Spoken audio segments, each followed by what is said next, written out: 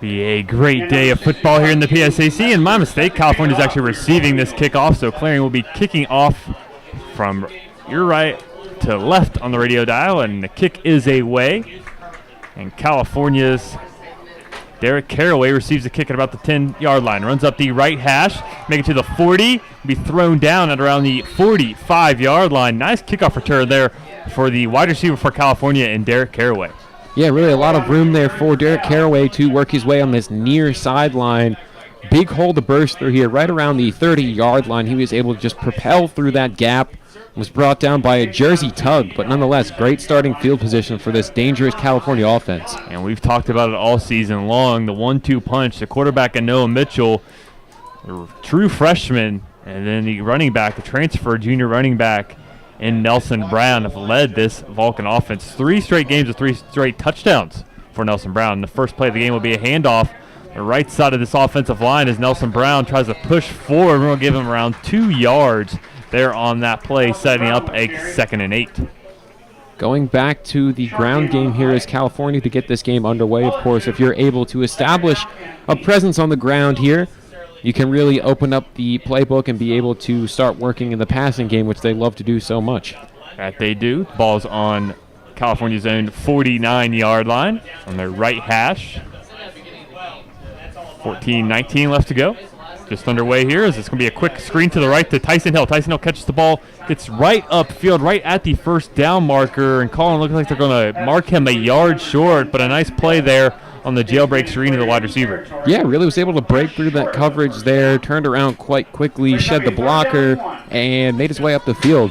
It's a dangerous type of play there, and California finds a lot of success using it. That they can, as the ball is actually just half a yard short. Let's call it 3rd down and inches here.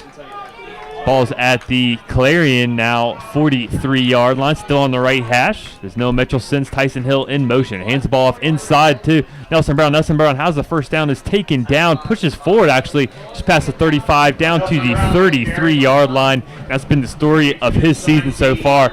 Able to push through the offensive line, stay on his feet, and pick up big amount of yardage for Nelson Brown. Yeah, making quick work here, really showing this Clarion defense how powerful he can be on the ground here. Very north-south rusher, something that we're not used to seeing, as we've seen a lot of east-west type rushers coming through California in the past couple of years, so it's kind of something different and a breath of fresh air.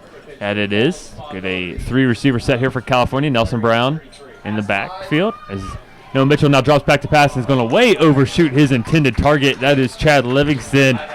And there on that one, it looked like a post route across the middle, and he just overshot his intended target and Chad Livingston. Yeah, interesting to note here today, Chad Livingston will be wearing 25 rather than his normal 80, so making a bit of a change here. 2 number changes. London Clabb will be wearing number 32 on defense rather than his normal 35. Yeah, I noticed that in warm-ups and was kind of a bit surprised by that one. Used to seeing him in the 80. Nonetheless, 2nd down and 10. Ball at the Clarion 33-yard line in the middle of the field. Going to be a quick pass out to the left to the tight end there, and Dylan Stallings, I believe. Actually going to say it's going to be number 82, Jack Van Broyne.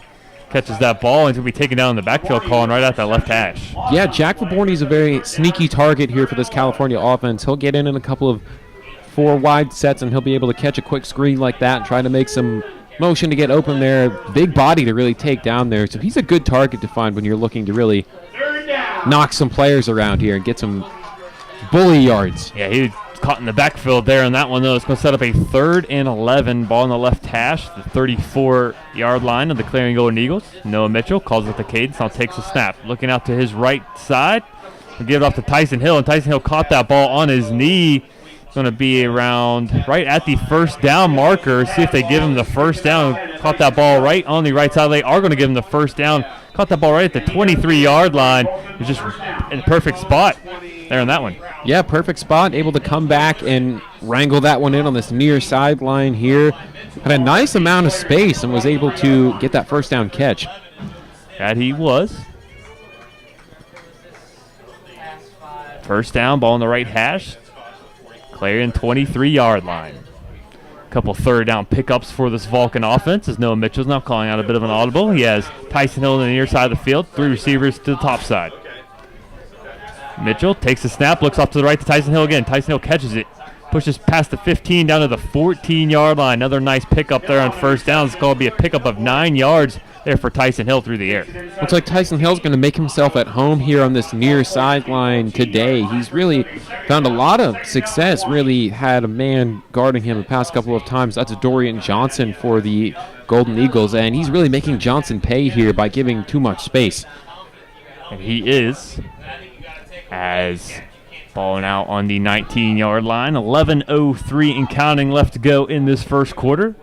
Nice drive for the California offense as they drop back to pass as Mitchell again goes to Tyson Hill. Again, trying to break through a tackle. Would be taken down at the, call it the 7, make it the, call that the 7 or 8 yard line there for Tyson Hill. Another nice throw from Mitchell to Tyson Hill.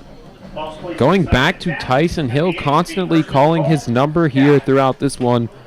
As of right now, he currently has 4 receptions and 34 yards in this first drive alone here. So making up a lot of the percentage of this offense here early is Tyson Hill. And he is. It'll be first and goal for this Vulcans offense. Actually going to call it the 8-yard line. Brought in 2 tight ends here. It's Noah Mitchell and Nelson Brown in the backfield. Tyson Hill and Chad Livingston split out. Ball on the right hash. Hand the ball inside to Nelson Brown. Nelson Brown easily gets into the end zone. Vulcans strike first here in this one. Yeah, Nelson Brown just rolled right on through that Clarion line there and steamrolled right on into the end zone there, getting California on the board early here. First blood, in fact. First blood is right, and right there, looked like he almost went in untouched on that run into the end zone. So he now has 10 touchdowns in 4 games, in his last 4 games. That is quite the number there for Nelson Brown. Kick is up by Brian Alsobrooks and is right down the middle and good. So 10-19 left to go here in this first quarter. California has taken a 7-0 lead. We're going to take a quick break. You're listening to California Vulcans football here on 91.9 FM WCAL, the Vulcan Sports Radio Network.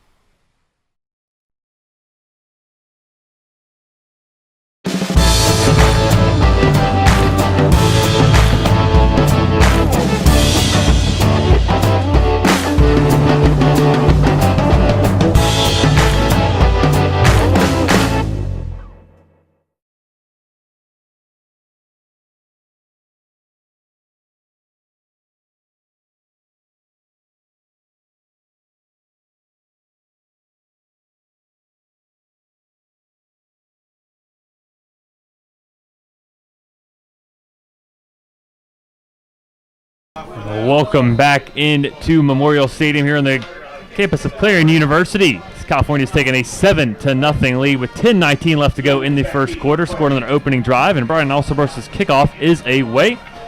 It's fielded deep by the Clarion return man. That is Kenny Young. And there's going to be a flag calling out on the field. See what they call this penalty on, maybe in the area of holding. I was thinking maybe in the area of holding. I'm not sure that I was able to see a block in the back, but nonetheless, we'll see what comes out of this. That we will. As Young was the return man there, is listed as a freshman. Actually, they're going to call fouls on both plays. Offsides on California's kicking team. And a block in the back against Clarion. I believe they're going to re-kick this. Yeah, it's going to be a re-kick here. So, just like that, hit the rewind button. We're going to try this one over, Colin. Brian Alsobrooks had a really good kickoff there to get his kicking day underway here. Of course, he's got the extra point under his belt already, but really looking good kicking that football here today, and that's something that's great to see. That it is. Nice to see Brian Alsobrooks. Again, he was a kicker at Eastern Michigan, transferred down here to California, PA, to play for the Vulcans. Listed as a quarterback and also the kicker. So he's second or third team quarterback and also has the kickoff duties for the Vulcans. As his kick is away, and we'll retry this kickoff as Young now is going to take a fair catch, and the ball will be taken out to the 25-yard line as he caught that ball inside the 5-yard line. But a new rule as of this year is you can call fair catches as long as you're back near to the goal line, and they will count it as a touchback. Yeah, a lot of people aren't very aware of that. I'm sure as we could hear out of the window here, a couple of people a little bit confused on that one. Not quite sure what was going through the mind here, but nonetheless, good field position here, and that was a smart play. That it was. It's going to be ball at the 25-yard line. Heading out is quarterback Jeff Clements. He's a junior from Wexford, Pennsylvania. Played at North Allegheny High School, so definitely some pedigree coming from the best schools in the WPIAL. This will be first down and 10. Ball at the center of the field. There'll be a handoff there to Mekhi McGriff. He's going to be taken down right at the first down marker. Right at the original line of scrimmage. Yeah, that California defense was all over that rush there, able to shut that down very quickly. As he's going to call it no gain there. Second down and 10. Ball on the right hash. Clemens offense. Looks like they're in a 3 receivers to the near side of the field. Tight end to the far side. Single back in the backfield. That's Clemens. Ready, take the snap. Looks like a hard count here as he takes the snap now and hands the ball off inside there to McGriff again. And McGriff gains around 3 or 4 yards there on that play. McGriff looking like he is going to be bearing the weight of the load here today for this Golden Eagles offense. That it does. As Clemens got the start last week and threw for 268 yards in their win against Seton Hill. And Clemens readying the snap on this third down, ball in the right hash. Third down and 6. And there's going to be an offsides here. It looked like London Cloud jumped offsides here for the Vulcans. It's going to be, actually, they're going to say false start, as I just saw London Cloud running through. So it's going to be a false start against Clarion's offense. Penalty there that hurt them on that third down attempt. That's going to go on Zach Morris, the 290-pound senior coming out of Upper St. Clair on that offensive line for the Golden Eagles here. So they'll try it again on 3rd and 11. They're going to try this again here on 3rd down and 11. Ball on that right hash again. Clemens is going to fake the handoff, pass it down the middle of the field to an open receiver, and he makes the catch. He's working his way down the field at the 30, California 25, and be taken down by Lamont McFadder right outside the 20-yard line. Call it the 23-yard line. A big play there for the Golden Eagles offense.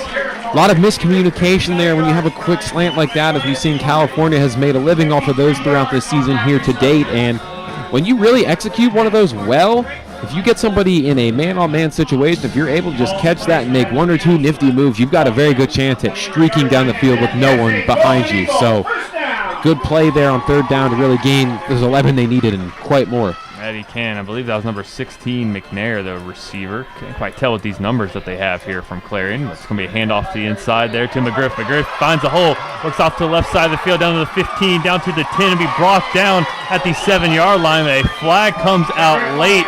Looks like this one may be coming back calling. I have a feeling this one will be working backwards here. I think I might have spotted a hold on the line for Clarion. Does look like it was a hold.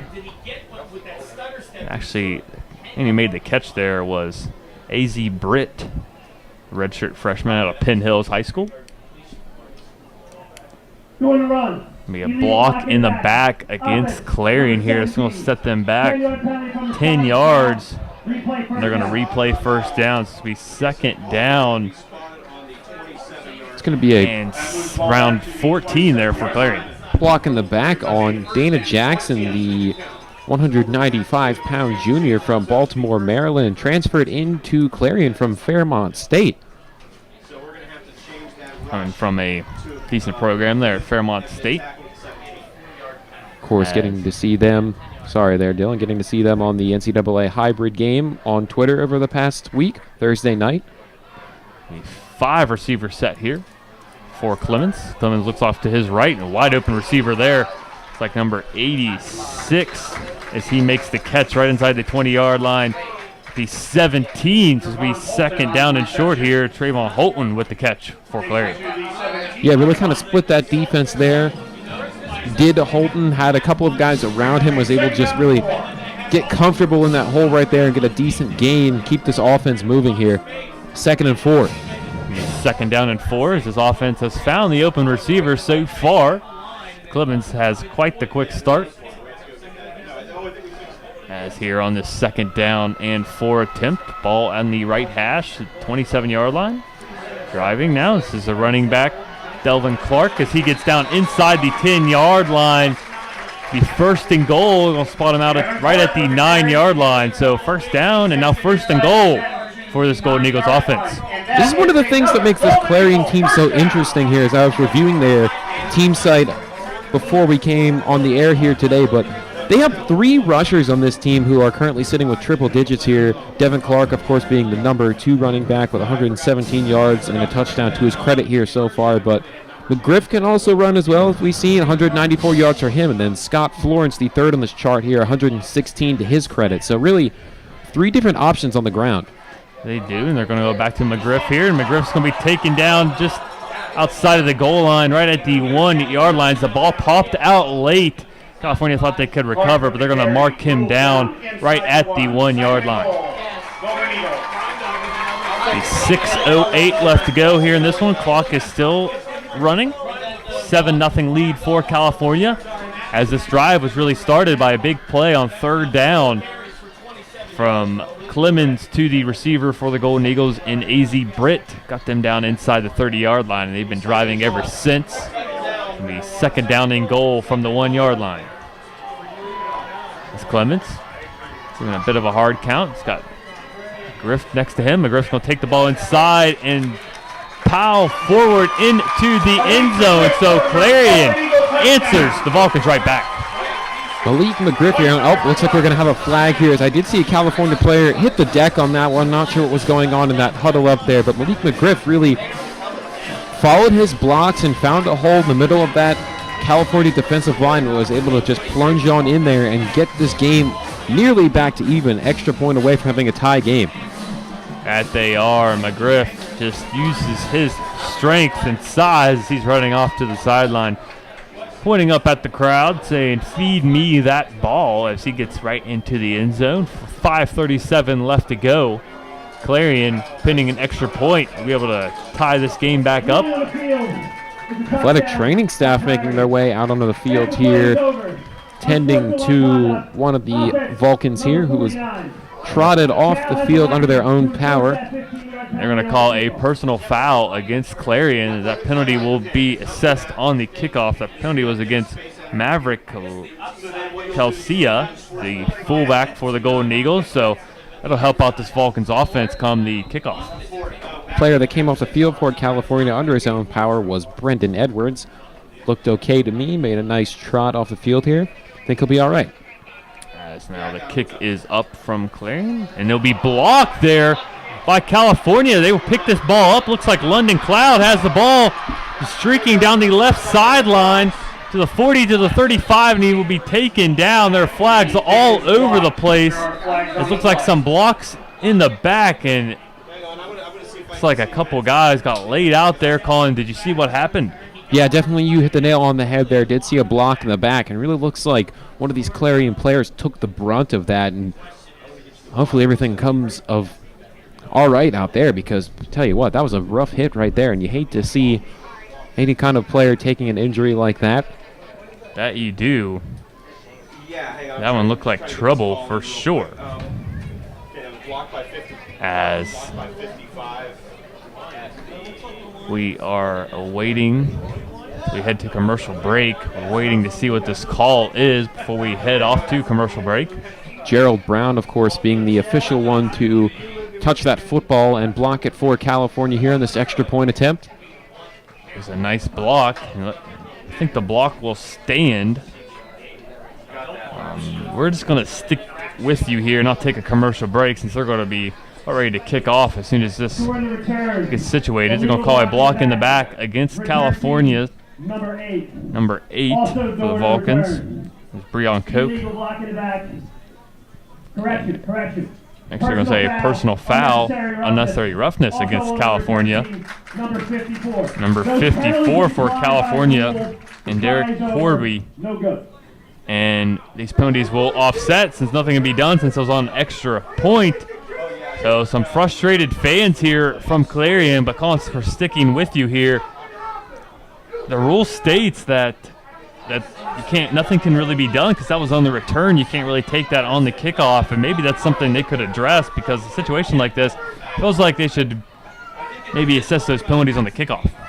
I have to agree with you there on that one, Dylan. Definitely one of those things you really can't let unnecessary roughness go unpunished, if you ask me, because we always want to make sure that we're playing a fair and balanced game here. So that Clarion player is now up.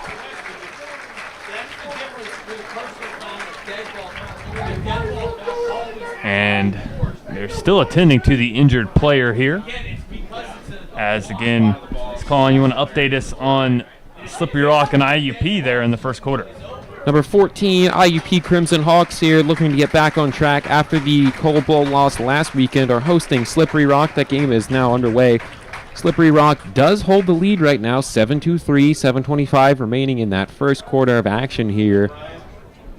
Looks as if Roland Rivers is the man who got Slippery Rock on the board here in the rushing game. So Slippery Rock perhaps looking to hand IUP consecutive losses in what has to be a long time. That it would be, as the injured man on that last play was James Metzger. As he was able to walk off the field under his own power. But due to those penalties against Clarion, their personal foul penalty on their touchdown, they will kick this ball off from their own 20-yard line. So Derek Caraway and Jalen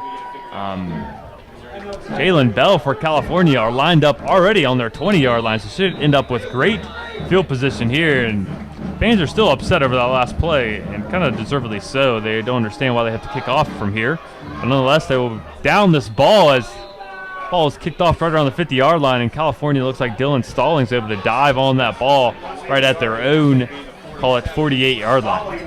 Yeah, really, I agree with the way to dive on the ball there. I mean, you have great field position. You're almost crossed midfield already. Perhaps one or two plays, you'll already be in Golden Eagle territory. So just falling on that one, giving a chance for your offense to set up shop and get rolling here. Heads-up play rather than risk a fumble. That was a heads-up play for sure. 5:35 left to go in this first half. California, after a long break here from fouls to injuries, they will get this ball back on the left hash, 40 on their own 48-yard line. 5:35 left to go. It's a 7-6 lead here for the Vulcans. The fake handoff, a pump fake there by Noah Mitchell. Noah Mitchell's now going deep to Tyson Hill. Tyson Hill jumps up to make the catch and drops that one as he's open at around the 20-yard line off to the right side of this offense. Just couldn't corral that catch. Tyson Hill showing a lot of power in the lower half of his body here, really propelling himself into the air in that one-on-one matchup, and he had the clearance he needed to pull that one in. Just kind of hit him in the hands there and was able to adjust to the, whatever you want to call it, the forces that really came in on that ball nonetheless. Well-designed play. Yeah, it was a well-designed play. It looked like they faked the screen and then went deep. So second down now for California's offense. No Mitchell in the backfield. Two people surrounding him. He's going to give it off there to Nelson Brown. Nelson Brown, design play to the outside, cuts it up the middle, gets down to around the 49-yard line of the Golden Eagles. So now in Clarion territory, he's going to set up a third down around 7 here for the Vulcans. Nelson Brown had to make a quick reversal there on that designed run. As you said here, Dylan was able to turn himself from heading towards the outside and was going to bounce off and roll around those offensive linemen, but nonetheless opted to take it straight up the middle. That he did. It's third down and 7 now. 4:56 and counting left to go here in this fourth quarter. As Noah Mitchell looks over to the sideline, trying to get the play. It's a 4-receiver set. Tyson Hill, Cam Tarrant to the near side of the field. Craig Thompson and Chad Livingston off to the far side. There's a timeout from Coach Gary Dunn here. Didn't like what they had on the offensive end. And California will call a timeout. It's their first timeout taken here in this first half. And Colin, have a bit of a bee situation up here in the press box. It just flies away right on cue. Nothing that old Coyote Colin can't handle here. Stay tuned for that new potential web series that Gary Smith and I have been working on. It's going to be a great thing, I think. We have. And here on this play, Colin, ball's in the middle of the hash, and looked like Clarion was in a two-safety look. California just didn't like what they were seeing. What would you draw up if you're the coach here in this third down and long? You haven't had the ball in, feels like 30 minutes almost due to the long drive there by Clarion and the injury and the penalties. What would you do here on this third down and try to keep the drive going? I'm a big advocate for the halfback screen, Dylan. I really like the way those kind of plays tend to work out. You can really catch a defense off guard, whether you go left or right with that. About 4:38 here left to go, and you can really get the wheels in motion here. I think they might have enough in the tank to really pick up a first down on that, and we'll see if they think about it, but that's what I would lean towards. We're back in that same formation. 4 receivers. Nelson Brown to the left side of Noah Mitchell. Mitchell calling out the cadence. Takes the snap. Drops back. Looks off to the left there to Craig Thompson, and Craig Thompson is taken down inside the 40, down to the 38-yard line. That's enough for a California Vulcans first down. Craig Thompson to be very difficult on that one, as he, of course, super difficult. He had 2 defenders, one in front, one behind, and really Noah Mitchell threaded the needle on that one, fitting it into that window. Nonetheless, had to be careful moving up the field to make sure that ball wouldn't get knocked out as well. But first down for California. Is a first down here for Noah Mitchell and this California Vulcans offense. Ball on the left hash. Same formation. Nelson Brown to the left of Mitchell. Nelson Brown takes the snap, takes the handoff, and is brought down in the backfield by a host of Clarion defenders. Colin, there's no running room from the get-go there on that play. Yeah, it looks like number 67, Matt Charlton, was the one to break through the California offensive line and bring down Nelson Brown there on that one. Clarion starting to become keen on this north-south rushing game here and able to break through. That they are.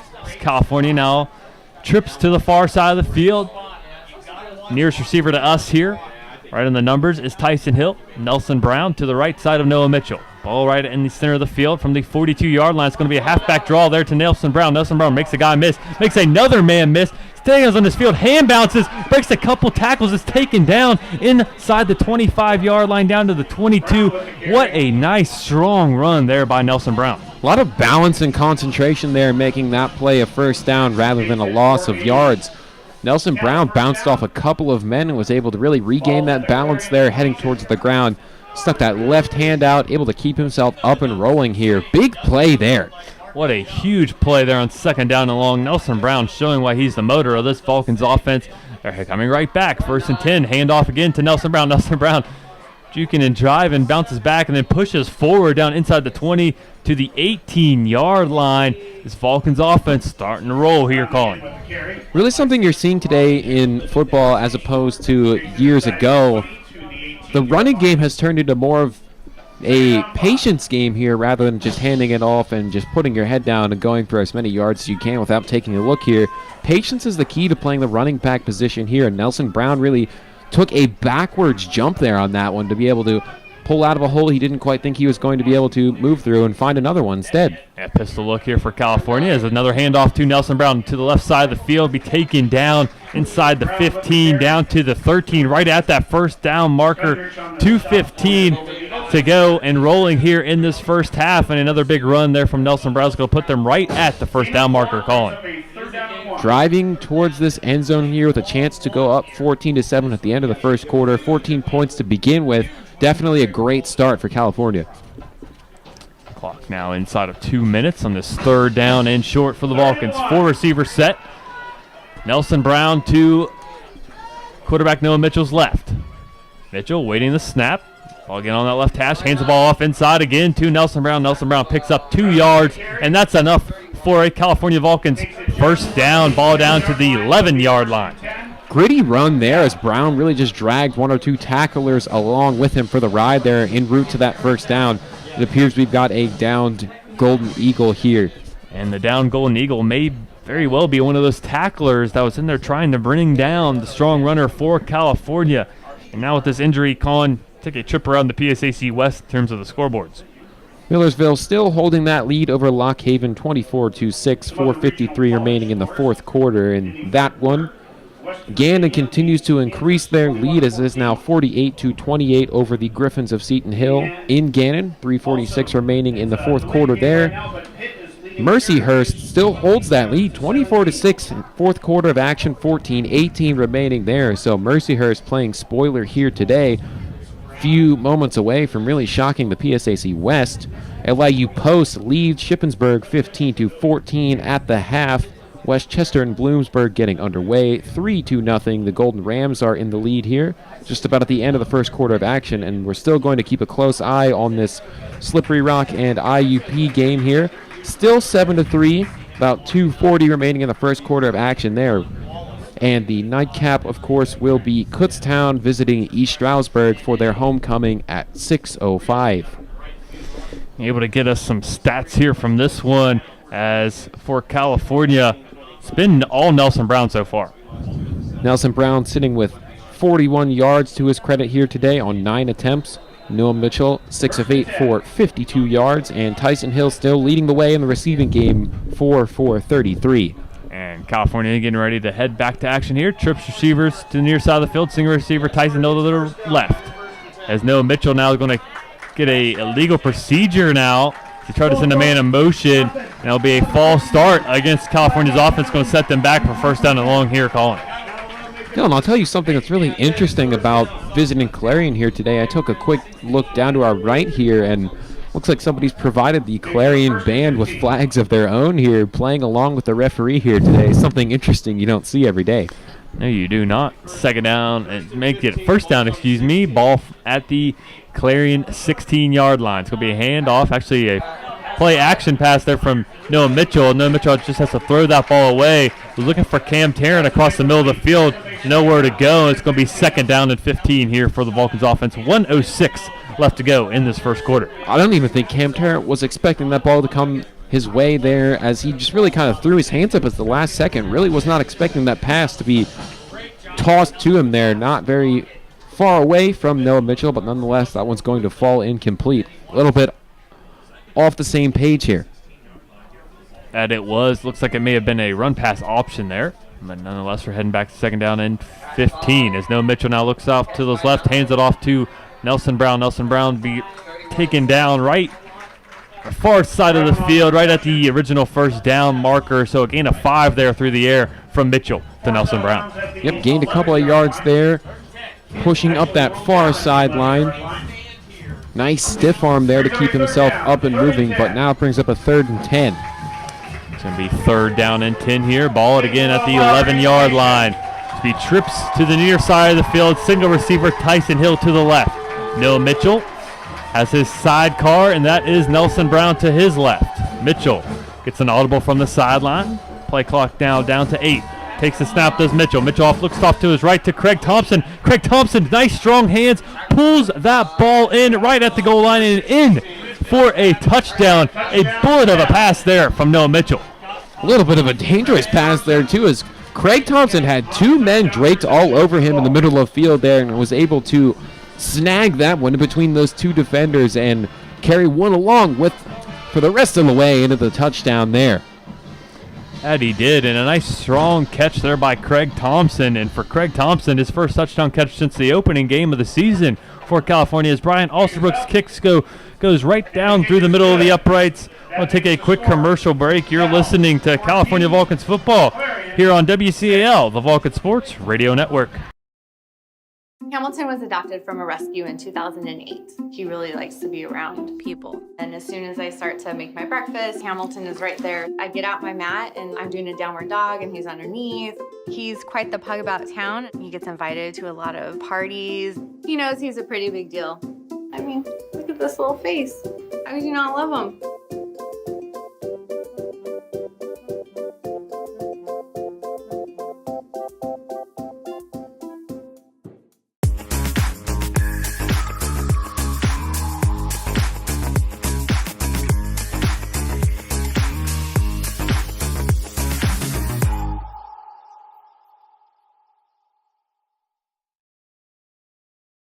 Welcome back into Memorial Stadium on the campus of Clarion University with 26 seconds left in this first quarter of action. California's Noah Mitchell found Craig Thompson in the end zone. Take a 14-6 lead for the Vulcans. Getting ready to kick this ball off. A nice drive there for California, as we'll have the drive recap right after this kickoff from Brian Alsterbrooks. Colin, nice drive there for California for sure. Nelson Brown getting going on the ground, and then Noah Mitchell finding some key passes through the air. Yeah, really, it was a very balanced drive here. You didn't really see this offense lean one way or another in terms of throwing it or rushing it, but nice balanced drive. Really a good display of football. That it was. We kick off there from Alsterbrooks inside the 10. Be received there. This will be taken down right at the 25-yard line. Clarion territory. A nice coverage there by California's kickoff coverage. But back to that touchdown. It was a strike on 3rd down and 10 from the 11-yard line. Looked like a post route from Craig Thompson right into the middle of the end zone. And Colin, you mentioned a dangerous pass. He had to beat the safety, did Mitchell, to get that ball in to Thompson. Yeah, and even he had to beat the linebacker. It looked like he was kind of floating along for the ride on a spy there, really keeping an eye on Noah Mitchell and what he was up to. Really showing a lot of skill there, being able to fit a football into that tight of a window. That he is. We're about to see this Clarion offense back to work. Led again at the quarterback position by Jeff Clemens. Clemens is going to be taken down in the backfield as they look like he may have fumbled on that sack attempt, and it will be California football. So the defensive line gets a big stop there and gets the fumble as they force Clemens to fumble on their opening play of the drive. Not what you want for Clarion here, as they took the ball down the field and was able to respond quickly to this California offense. But if California is able to put more points on the board here, Clarion's going to fall behind, and they're going to be behind the 8 ball for the rest of the half here. That they are. Could not tell which Vulcan was able to corral that fumble, but nonetheless, it will be California football just outside of the Clarion 20-yard line. It'll be 1st and 10, just a bit inside of the right hash for this Vulcans offense. Christian Delgado, the center, lines up over the football. We've got 2 receivers to the far side, single receiver to the near side. Looks like a reverse here, as it's going to be a reverse pass from Cam Tarrant to Chad Livingston, and it will be broken up, and California dives into the bag of tricks there for that opening play of the drive. That was pretty neat. I mean, being able to roll out like that, and you show that your wide receivers got the ability to really chuck some footballs here, just a little bit underthrown. Once again, almost going Clarion's way. But Lamont McFadder getting his name on the score sheet here in consecutive weeks, as he was the one to be in the right place at the right time, scoop up that fumble. That he did, and not sure what the Vulcans had digging into the bag of tricks there on that 1st down. As it's going to be 2nd down and 10 here from the 21-yard line. Mitchell passes it off to Tyson Hill. Tyson Hill gets taken down just at the 20 and the 13-yard line. It's going to be 3rd down and short here for this Vulcans offense. Tyson Hill once again seems to be that favorite target, breaking towards the middle of the field here. He's been able to find a lot of separation, breaking off from his men that are covering him. Really playing an all-around great game so far here in this first half. That has been. It's the end of the first quarter. We're going to take a quick break. California has a 14-6 lead. You're listening to California Vulcans football here on WCAL, the Vulcan Sports Radio Network. Saturdays are for the Vulcans. At Ohio Dominican, at Kutztown, at Shippensburg, home versus Edinburgh, Coble versus IUP, at Clarion, homecoming versus Gannon, at Mercyhurst, home versus Slippery Rock, at Seton Hill, home versus Westchester. Catch all the action live on CUTV and WCAL.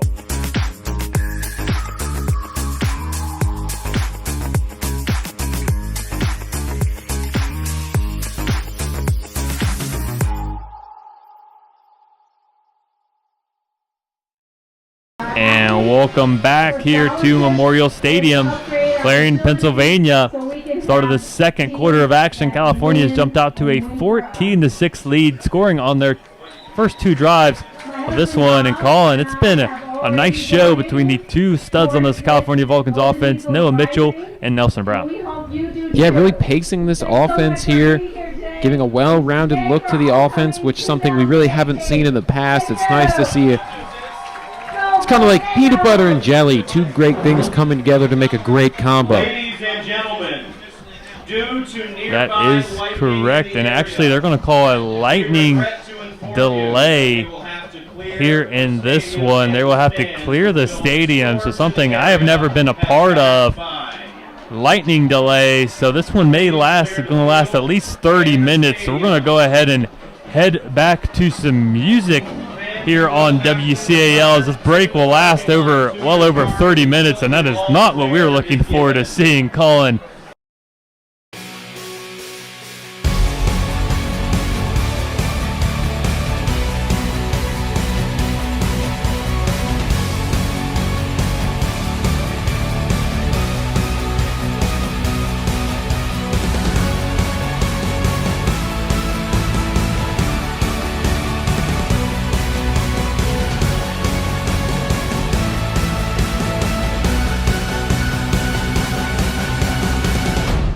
And great news, folks. We are about to head back to action as the start of the second quarter is about to take place with California.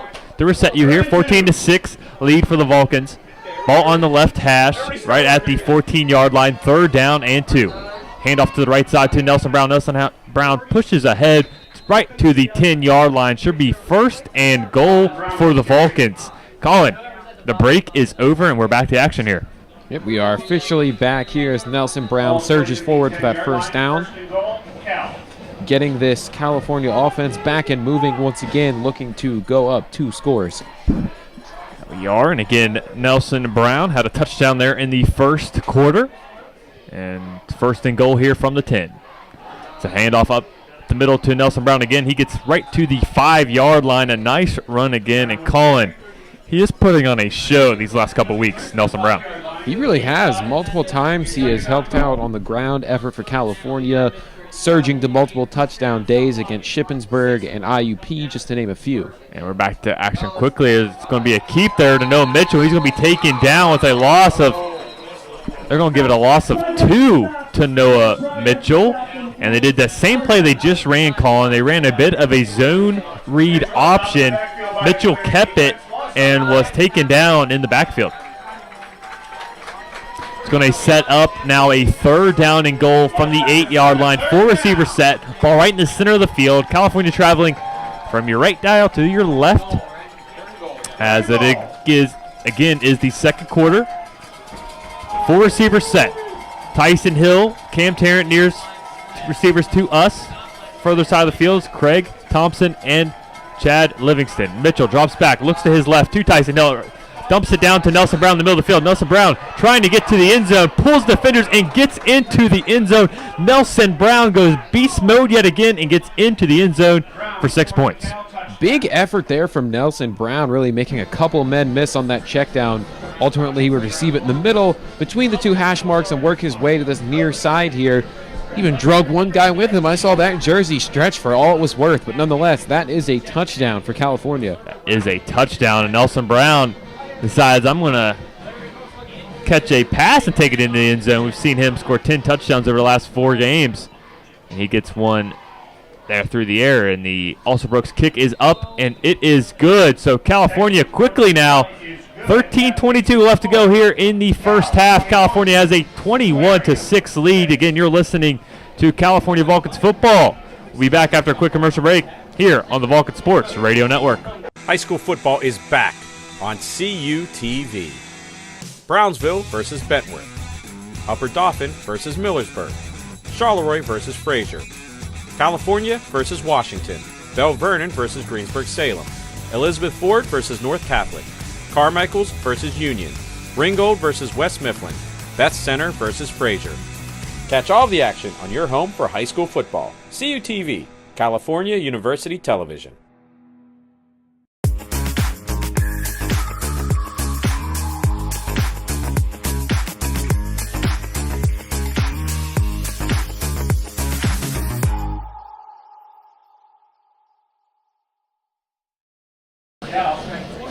And welcome back here to Memorial Stadium on the campus of Clarion University as California has taken a 21-6 lead, 13:22 left to go in this first half of action.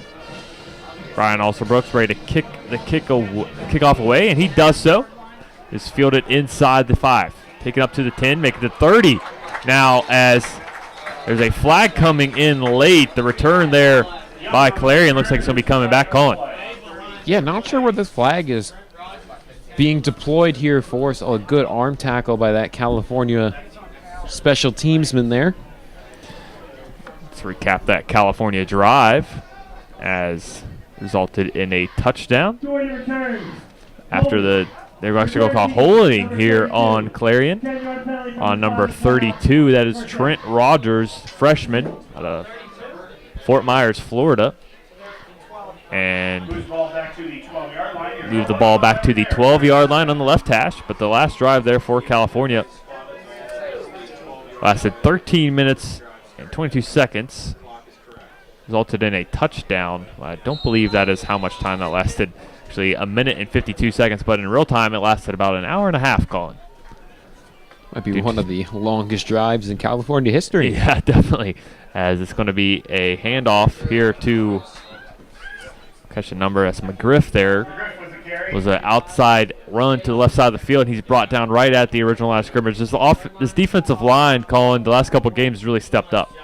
Yeah, they really have been playing very well here. Really kind of battening down after a couple of shaky performances to open the season. But nonetheless, they have really clamped down on the rushing game. That they have. And they're going to call it second down and a long 9 here. As again, quarterback Jeff Clemens looking over to the sideline. It's a 4-receiver set. McGriff to his left side now. Dropping back to pass. It looks like it may be picked off, but it was tipped away there as quarterback there, Clemens, almost threw an interception right there, calling through into a host of California defenders. Yeah, the man who was closest to bringing that one down was number 17, Darrell Jackson. All in on that play from the beginning. He followed the quarterback's eyes and was able to step in front of that route and was just unable to snag that one, but still, good defensive effort. It's going to set up a 3rd down and 10 here for Clarion. 5 receivers split out for the Golden Eagles. Clemens, left hash, 12:26 left to go here in this first half. Clemens awaiting the snap, drops back to pass, looking to his right, steps up in the pocket, delivers a strike there to his intended target, is brought down short of the first down. That was Devon Holton on the reception. He's brought down right at the 20-yard line. So it's going to set up a 4th down around 2 or 3 yards here for the Golden Eagles, Colin. Yeah, really good tackle there once again. Coming up from behind, really it was a trailing tackler. Didn't quite get my eye on the number, but nonetheless they were able to jump over the shoulder there and really and professionally bring that man down. It's going to be a punt here for the Golden Eagles. Ryan Barr back to punt. Back for California is D'Angelo Mitchell. Barr's punt is away. This looks like a short high one there as they're yelling poison here as California's Mitchell will call fair catch inside the Clarion-owned 45-yard line, right at the 44-yard line. So California going to start this drive with great field position. Colin, they've scored on every drive they've had the ball so far in this game. That's right, 3 for 3 so far in this one, and I don't foresee it coming to an end on this drive as they are just moving the ball like a well-oiled machine here today. That they are, and quickly before the offense runs out, it seems like once they've started to get Nelson Brown more involved in this offense, that's really picked up production of the offense as a whole. And the offense getting set to head back out here. 4-receiver set again. Ball's on the right hash, 11:38 left to go. Ball on the 43-yard line. Mitchell waits a snap, drops back to pass, looking to his left, looking for the short receiver. That's Cam Tarrant. Tarrant running upfield, gets brought down at the 30-yard line. That's a California first down. Cam Tarrant caught that one in stride and continued to roll on up this near sideline here. Was able to really stretch out the field, knew his boundaries, knew where he was, and was able to get a good gain out of that first down throw. Ball's on the left hash, 11:22 and counting left to go in this first half. Nelson Brown, lone running back, now in a pistol formation directly behind Mitchell. Mitchell looks over to the sideline. Again, it's a 4-receiver set. Tyson Hill and Chad Livingston, 2 wide outs here. 2 slot receivers are Craig Thompson and Cam Tarrant. Mitchell takes a snap, turns around, hands it off to Nelson Brown. Nelson Brown makes a man miss in the backfield, pushes forward down to the 26-yard line here. Another nice hard run there from Nelson Brown. Colin, he's able to break those initial tackles and get decent yards. Yeah, he sidestepped a man there when he first got out of the gate and was able to move up the field a little bit more. And those yards after contact are really where he makes his bread and butter count. That he does. Is staying in this 4-receiver set now. Ball in the middle of the field. 2nd down and 7 from the 27-yard line. Mitchell gets the play call from the coaching staff. 4-receiver set. Brown to his left. It's going to be an inside give to Brown. Brown finds a hole and gets taken down, pushes forward, rolls forward to the 20-yard line, and that's going to be right at the 1st down marker. They're going to call it a 1st down again. Nelson Brown continues to just dominate this game. He really indeed here is. Let's see if we can get a quick look at his total to date right now. He's currently sitting at 12 rushes for 59 yards. So really, main game man here today. That he is. California now back. It's ball in the left hash, staying in that 4-receiver set. They've been rolling with it here on these last 2 drives. Mitchell now calling an audible, dropping back the pass, looking off to his right. There's a deep pass there to Chad Livingston. It is a perfect strike to Livingston. Good for a touchdown. What a pass there from Noah Mitchell. Yeah, Noah Mitchell really putting that one on the money there, looking like a dilly dime, and Chad Livingston wearing 25, acting like the extra 25 and change there on that one. Great throw.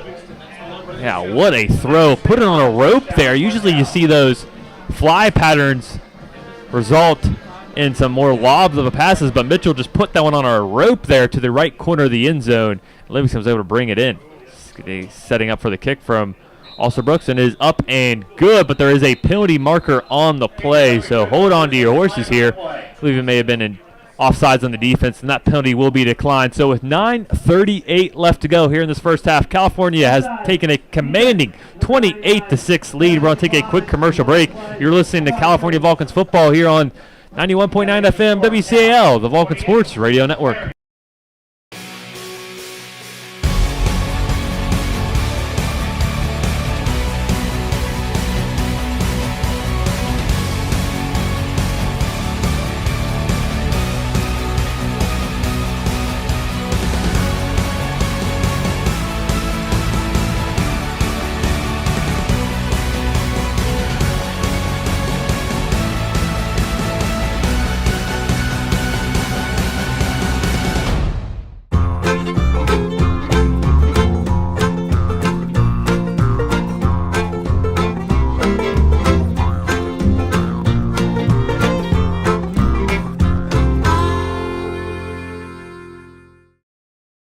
Welcome back to Memorial Stadium here on the campus of Clarion University in Clarion, Pennsylvania. On this now beautiful Saturday afternoon, California has taken a 28-6 lead as it's pooched away from Also Brooks. The kick be fielded inside the 10-yard line here for Clarion. Another penalty on a kickoff return for Clarion as he's return man's taken down right inside the 20-yard line. Let's see what that penalty is called here. Colin, did you get a good look at what they could have called that penalty on? Not quite sure. There was a little bit of a scrum here on that far sideline. Wasn't really able to see what was going on over there, but we'll see how this one gets sorted out here.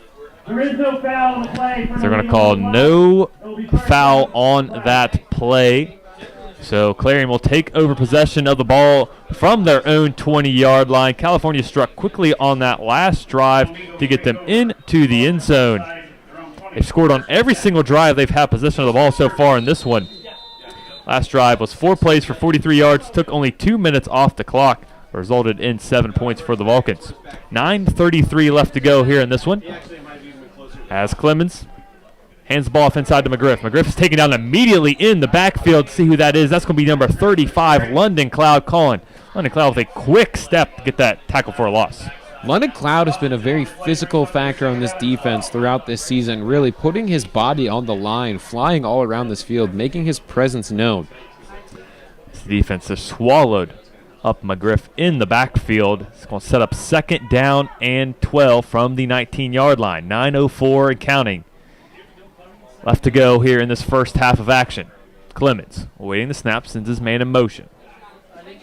Receiver crosses over his face there. Clemens now hands the ball off to McGriff. McGriff finds space there off the left side of the offense, picks up 15 to make it 20 yards, brought down at the 40-yard line. McGriff found a hole there in that one call and took advantage of it. Wasn't for McFadder chasing that play down. That could have been a huge game for this Golden Eagles offense. Yeah, Lamont McFadder really hopped on his horse there and was able to keep up with McGriff up that far sideline, was eventually able to wrangle him out of bounds. But nonetheless, if McFadder doesn't hop on there, he might have gotten the whole way down the field. That he would have. Now, Clarion offense coming back quickly. It's 40, ball on the 40-yard line, left hash. It's going to be inside give this time, not to McGriff, but to Devin Clark. And Clark runs to the left side of this offense. Pushed out of bounds at the 45-yard line. Really seems like Clarion's finding a lot of success on that far side of the field here running the football. There's a penalty on this play. It's going to be a holding, I believe. Holding Offense, number 53. Holding against number 53, Zach Morris, the senior out of Upper St. Clair High School here in Pittsburgh, Pennsylvania. As it pushes Golden Eagles offense back to the 30-yard line. So now it's going to be 1st down and 20. Calling from their own 30-yard line, and the penalty bug has hit the Golden Eagles here in this one. Really has, and I wouldn't be surprised here in this 1st down to see a little bit of a quick slant or bubble screen look here from this Clarion offense. Yeah, definitely be something we could see as it trips to the near side of the field, single receiver to the far side. Clemens awaiting the snap. It's going to be an inside give there to Devin Clark, and Clark gets hit immediately. No one was fooled there on that one. It was a run up the middle, and it went nowhere for around a gain of 1 there on that play. And to date, right now, at this point in the game, I'm looking at the stat sheet that we got available here. Clarion's already given up 71 yards to penalties here on 5 calls to California's 1 for 5.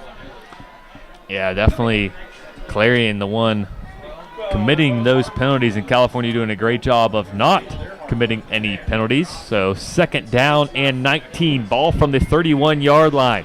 7:14 and counting left to go in this first half. Can California's defense get another stop? It's been an impressive first half for this Vulcans offense. Devin Clark with another rush off the left side of this offense, taken down by a host of California defenders. That's going to be a gain of around 2 or 3 on that play. And Colin, this defense is just swarming and making these tackles. They really are here. In the first couple of attempts here on this drive, I noticed they were really working on that left side of the line, on the outside of the tackles. They found a lot of success there with McGriff really breaking out early in this drive. But they've really stepped up and locked in here, and they are grouping up on that side, forcing Clarion to really think otherwise. It's going to be a 3rd down here for Clarion. So far in this game, they are just 1 of 2. California is 7 of 7 on 3rd down. Golden Eagles only 1 of 2 and doesn't get any easier with a 3rd down and 16. Ball on the left hash. 4 receiver set. Trips to the near side, single receiver to the high side. Clemens, the dropping back to pass, steps up in the pocket, delivers a strike across the middle to a wide open receiver. That is number 17, Dana Jackson. He is down inside California's 30-yard line, right at the 27, and there's the big play this offense has needed. And that is one of the most aggressive tackles I think I have ever seen from this California defense there by number 39, Jimmy Pierce. He sprung up off the ground behind that receiver and just swung his arm down towards that football like Thor's hammer, really trying to knock that ball out of place, but it stayed in there somehow. Quite an effort on defense from Laurel Highlands, 1 of 2, Jimmy Pierce. That it was. And it's Clarion ball now inside the 30. Getting back in California territory, it's going to be inside run to McGriff. McGriff bounces off a couple tackles, piles forward there. It's going to be a rush of around 6 or 7 yards, and McGriff there finally finding some space in this Vulcans defense. Yeah, he's finally making it work. Not sure what kind of adjustments were made during that rain delay, but it really seems to work now as they're proficiently moving the ball on the ground. They're going to call it a gain of 5. Ball on the 23-yard line. 5:15 left to go in the first half of action. Big 3rd down and 15 conversion setting up this Clarion offense with the 2nd down and 5. It's going to be a play action as Clemens pump fakes the defense and runs forward. He'll be taken down after a gain of 1 or 2 in the play, and he got hit pretty hard at the end of that play call. Yeah, indeed there, Dylan. Really taking a rock there. And it's 3rd down now, 3rd and 3. Ball in the 23, 4:40 and counting. Left to go in the first half. This is a big 3rd down here for this Vulcans defense and this Clarion offense. Clarion wants to try to claw their way back on this one. Going to want to try to get some points here on this drive for halftime. If you've been listening for the entirety of this game, it'd feel like it's halftime 2.0.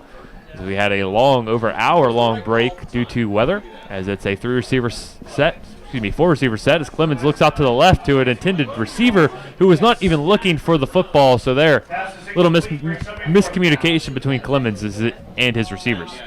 Yeah, that was number 10 there, the intended target, Toby Noland. Listed as a quarterback here, but he is out in the field running routes as a wide receiver. That he was, and looked like a little run-pass option where the receiver was looking for the ball. And with these Clarion numbers, this number may be not 10 because we can't really tell because that font is a little old school and can't really see. But it's a 5-receiver set here on this 4th down. They're going to go for it. 4th and 4. Clemens drops back the pass, quickly looks out to the left. The pass is tipped and intercepted by California. See who got that catch, and it's going to be Breon Koch with the interception. Colin, what a play there by the Vulcans defense.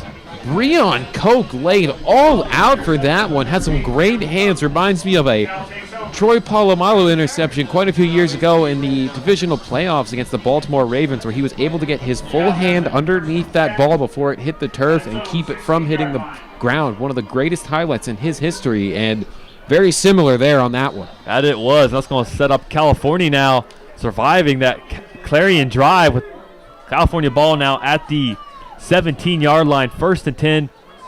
Again, they're traveling right to left. Ball on the right hash. California's now taking a shot as Noah Mitchell throws it up for Tyson Hill. And a bit too far there for Hill. It's going to be 2nd down. Yeah, he was just a little bit behind there, maybe 1 or 2 steps behind. It was a greatly placed pass by Noah Mitchell. Would have ended up right around this Clarion 40-yard line here, but just a few steps behind. That it was, setting up a 2nd down and 10 for California. Trips look here. Actually, it's going to be they brought in another tight end here. So it is a 2 receiver to the near side, single receiver Livingston to the high side. It's Jalen Bell in the backfield now to make that. Actually, it's going to be a keep there. Noah Mitchell trying to figure out who the running back is, but Mitchell gets taken down as he keeps it and gets close to the 1st down marker. I think they brought in there for California. They brought in Nick Grissom at the running back position, but Noah Mitchell kept it there on that play. He hasn't done that too often this season. And you always hold your breath when the quarterback rolls out there with a keeper on his own, as few Clarion Golden Eagles were in on that tackle there. Had a hold of Mitchell's left leg, and he was hopping around on one leg. You always want to make sure he comes down in the safest way possible. Would hate to see him get injured, this freshman star so far for this team. And he is, and it's 3rd down and 1 now. It's going to be a give inside to Grissom, and he goes nowhere. Taken down in the backfield, and Colin, they try to mix up the running back, but I feel like if they had Nelson Brown in there, that could have been one where he pushes forward for a 1st down. I just don't know if Nick Grissom's that type of 3rd down back to plunge it up the middle and try to pick it up. Of course, one of those things you need to think about is everybody needs a little bit of a break of their own here, and being up so much by this point in the game, we're just nearly at the half. Why not let somebody else get a crack in here? I do understand that, as that will be the first 3rd down where California has not converted. Again, 7 of 8 here in this game now. The 4th and 1 from the 26, from their own 26. They're going to punt this ball away. Brian Alsabrooks waiting the snap, punts it away. It's going to be a short high kick. Bounces at the 47 and bounces all the way back to midfield, and it's going to be Clarion football right at the 50-yard line. Not a good punt there for Alsabrooks. Perhaps maybe this little bit of a delay here kind of stiffened up that leg, made it a little bit difficult for him to get that one away because he was kicking very well at the beginning of this contest, but just might need to warm up a little bit more for the next one. And he will. 2:27 left to go. Clarion football now. Their last drive ended in an interception by Breon Koch on 4th down. After a 3-and-out here by California's offense, they get it right back. Ball in the left hash, right at the 50-yard line. 1st and 10 for Jeff Clemens. McGriff is his lone running back. 3 receivers to the near side, a tight end to the far side. Clemens waiting the snap. McGriff to his right. It's going to be a blitz here from California. They're going to give it away from the blitz to McGriff. McGriff picks up around 5 or 6 yards, and right there, Colin, he gets down to the 45-yard line. It's one of those plays where they caught California blitzing on the opposite side of the field and ran it to the left. Yeah, that's just a heads-up play there, being able to realize that on the field and adjust before you snap that football, giving you a chance to get positive yards here. I'll call that a gain of 4. Looked like he got to the 45, but he's going to officially be marked as a 4-yard run to the 46. Same formation here. Ball still on the left hash. Clemens waiting the snap. Gives it left there to McGriff again. Brendan Blair had him in the backfield, but McGriff breaks some tackles and picks up a 1st down. Gained around 8 yards on that play. Is going to bring them down to the California 39-yard line. Malik McGriff already totaling over 60 yards here so far in the beginning half. Really showing that he is going to be the featured back in this game here today. That he is. It's now 1 minute and 44 seconds and counting left to go in this first half. Clarion trying to get some more points up on the board as they trail 28-6. Clemens now. It's going to be a handoff, actually a play action as Clemens hangs on to it, rolls out to his right, throws it up to his receiver, and just over the outstretched arms of Jameer Hawkins, the freshman receiver, couldn't quite jump up to get that ball. Just a bit too much on that one here. Looking to have somebody as open as he was there. A little bit too excited, perhaps, letting go of that football and just put a little bit too much on that throw. And really the first time we've seen Clemens outside the pocket. Rolled out to his right, tried to hit the receiver and Hawkins that was doing a comeback route. Couldn't quite hit him. That will stop the clock now. 1 minute and 29 seconds. 2nd down and 10. Ball on the 39-yard line. And 1 minute and 29 seconds away from halftime. It's going to be a 5-wide out set here. As Clemens now drops back, looks to the middle of the field, pump fakes, tries to escape some pressure, and he'll be hit in the backfield. Looks like big Malik Akins. Actually, Derek Corby is going to be charged with that sack, and big Derek Corby there, defensive lineman, tracked down Clemens and brought him down in the backfield. Yeah, tracked him down from behind and emphatically slammed him to the turf there.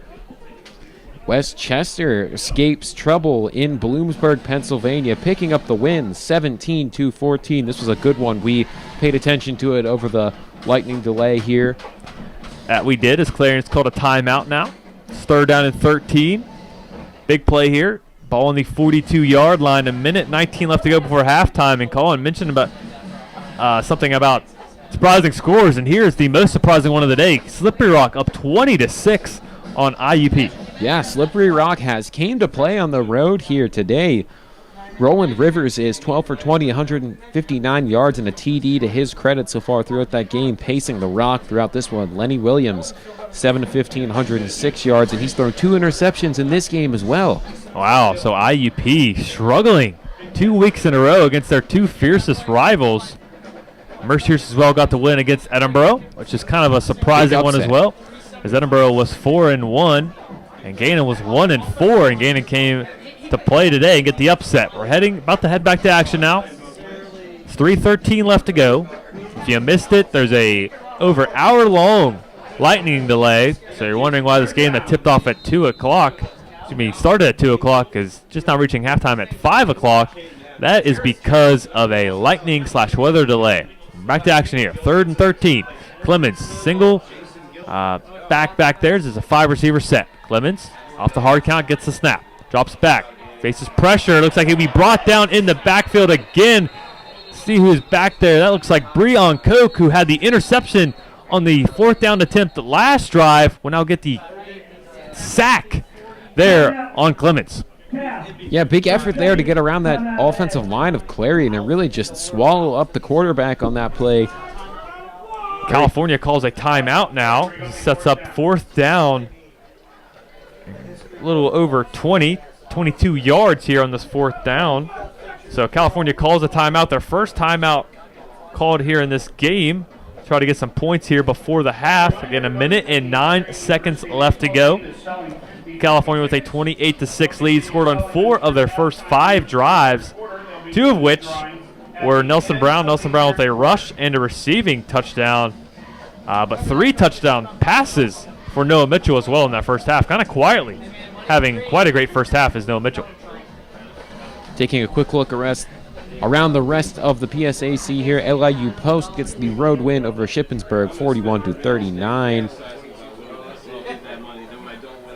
And as Dylan said, Gannon getting their first win of the season, 1 of 5, 48-28 over Seton Hill, and Millersville gets the win over Lock Haven, 24-6.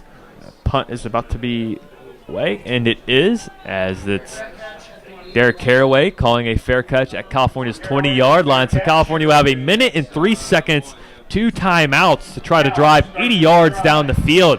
Colin, you think this offense is going to try to use this as a bit of a practice 2-minute drill here? Sure, I mean, why not? Get a couple of guys in there out on this offense, give them a chance to get around the football, not something they might not be used to. You do have 1 timeout, as you said, Dylan, to work with here, so we'll see if they opt to just run this football or if they'll let Noah Mitchell let it fly. See if they do. They're going to put, like they're in a nickel package here, is Clarion. As Noah Mitchell has 3 receivers to the far side of the field, single receiver Tyson Hill to the near side. Ball right in the center of the field here. It's going to be a draw the first play to Nelson Brown. Nelson Brown breaks a couple tackles, gains around 5 yards there on that play. It will be 2nd down and 5. As California now rushing back to the line of scrimmage. Again, now 47 seconds and counting, so it took a lot of time to run that run play. As Mitchell now drops back to pass. Looks like a running back screen to Brown. Brown trying to break a tackle, and he will not. And he'll be brought down right at the original line of scrimmage. And Colin, clock now down to 33 seconds. I don't think this is what California's offense is looking for. I mean, Clarion looked ready to stop those 2 plays. They did here, and the clock's going to continue to run. Most likely, I would think this will be the last play before the half here.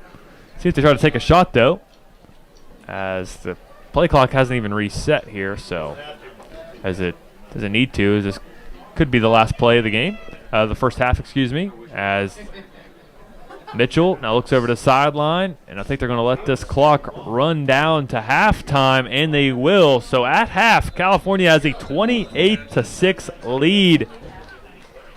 Colin, Noah Mitchell, 3 touchdowns here in this first half of action. Playing very well here throughout this game.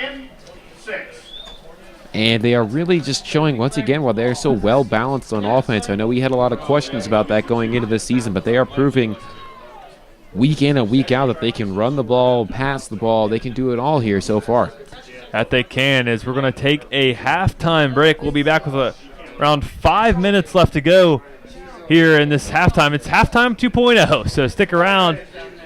Let you listen to some tunes here on WCAL. We'll be back in around 15 minutes here on 91.9 FM WCAL, the Vulcan Sports Radio Network.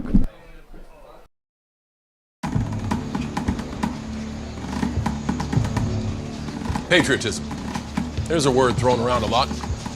It inspires passionate debate and is worn like a badge of honor, and with good reason, because it means love and devotion for one's country. Love. For a word designed to unite, it can also be pretty divisive. You see, there's more to patriotism than flag sequin onesies and rodeos and quadruple cheeseburgers. Patriotism is love for a country, not just pride in it. But what really makes up this country of ours? What is it we love? It's more than just a huge rock full of animals like cougars and eagles, right? It's the people. Do me a favor. Close your eyes for a second. I want to try something out. Picture the average U.S. citizen. Think about it. How old are they? What's their hair like? How much can they bench? You got one? Okay, so chances are the person you're picturing right now looks a little different to the real average American. There are 319 million U.S. citizens. 51% are female. So first off, the average American is a woman. Cool, huh? Is that what you pictured? 54 million are Latino, 40 million senior citizens, 27 million are disabled, 18 million are Asian. That's more people in the U.S. than play football and baseball combined. 9 million are lesbian, gay, bi, transgender, more than the entire amount of people that live in the state of Virginia. Around 10 million are redhead, 5.1 million play ultimate frisbee, and 3.5 million are Muslim. Triple the number of people currently serving in the United States military. Almost half the country belongs to minority groups. People who are lesbian, African American, and bi, and transgender, and Native American, and proud of it. We know that labels don't devalue us, they help define us, keeping us dialed into our cultures and our beliefs and who we are as Americans.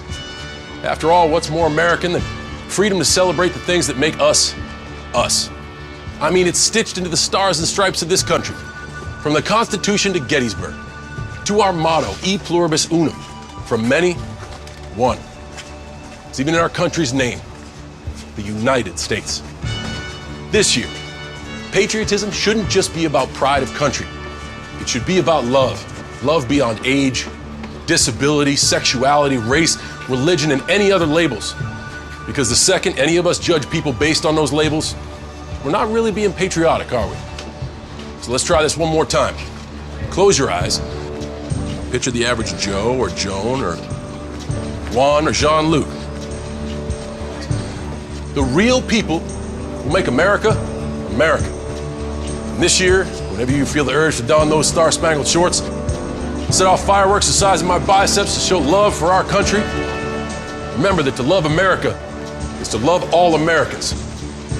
Because love has no labels.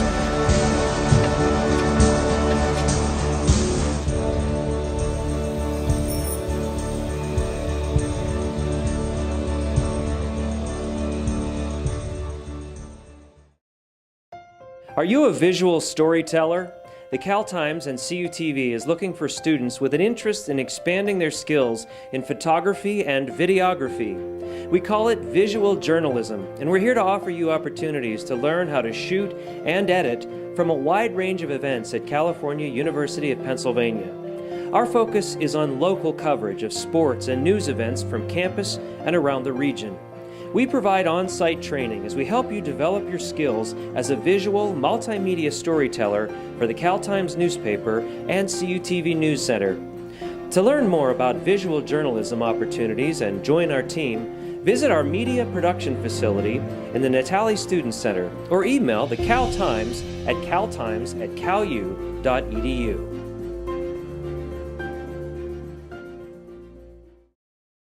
In NCAA Division II, community engagement is an initiative at all 25 national championships because student athletes want to give back while competing for a national title. Over the course of the year, Division II student athletes have an opportunity to leave a lasting impression in local communities throughout the country. Whether Division II student athletes are volunteering at hospitals, schools, after-school care programs, foster homes, or retirement villages, they make a difference in the lives of others. In Division II, we rise to the opportunity and make community engagement ours. As a student athlete in college, I first got involved with the NCAA at the national level. It was through the Student Athlete Advisory Committee, SAC, gave me an opportunity to advocate on behalf of all student athletes, to affect change and to make an impact. The NCAA is giving the student athlete a platform to voice their concerns and to be able to advocate for what's going to affect their well-being. The policies that are being put in place are speaking towards academics, they're speaking towards well-being, they're speaking towards fairness, creating a culture so that the student athletes have the best experiences possible.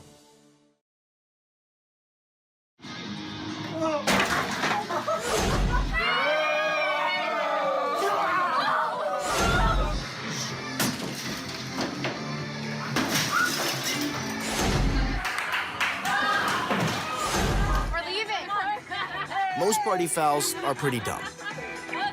But if you decide to drink and drive underage, you could lose your license and your freedom. Underage drinking and driving. The ultimate party foul.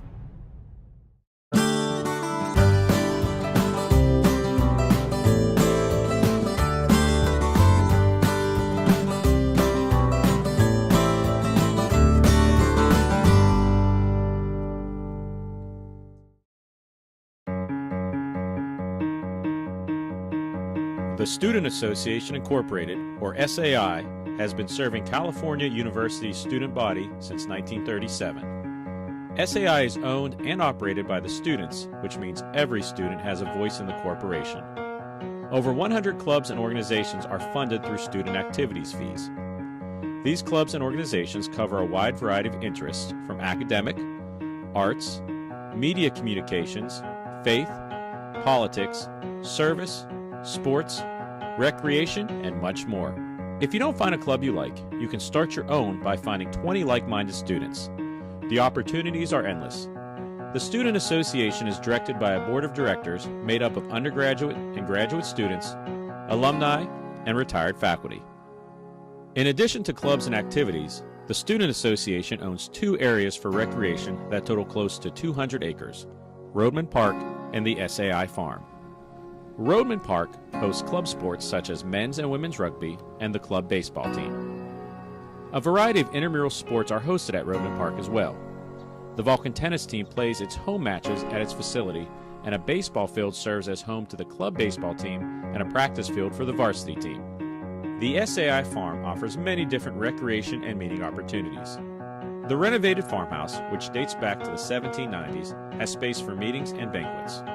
A picnic pavilion seats up to 128 people and is equipped with restrooms, playground, horseshoe pits, and volleyball court.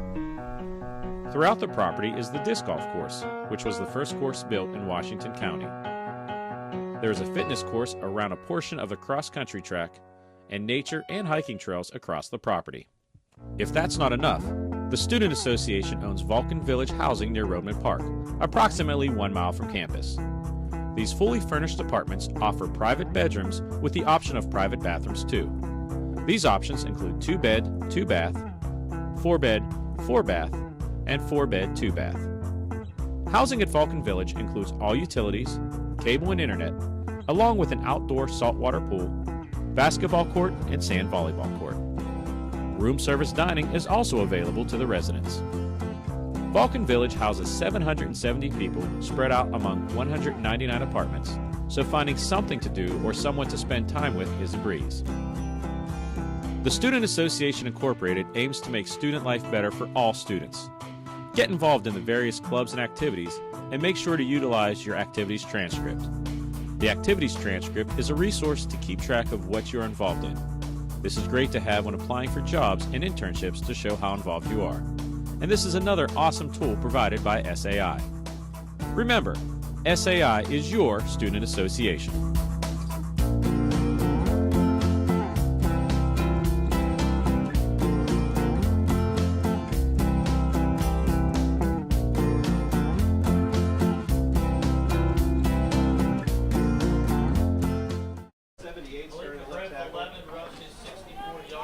We continue to keep a close eye on this Slippery Rock and IUP football game here. Slippery Rock continues to lead 22-13 with 5:52 remaining in the third quarter over the 14th ranked IUP Crimson Hawks. Could be a tough 2 weeks for IUP should they drop this contest, dropping 2 contests in a row to their biggest rivals. That it could be, as we're getting ready to kick away as Brian Osterbrook has kicked off from your left to right on the radio dial. As it's Clarion football now as they return this kick up to around the 23-yard line, and another hard hit by this California return team. This time it was number 31 for the Vulcans.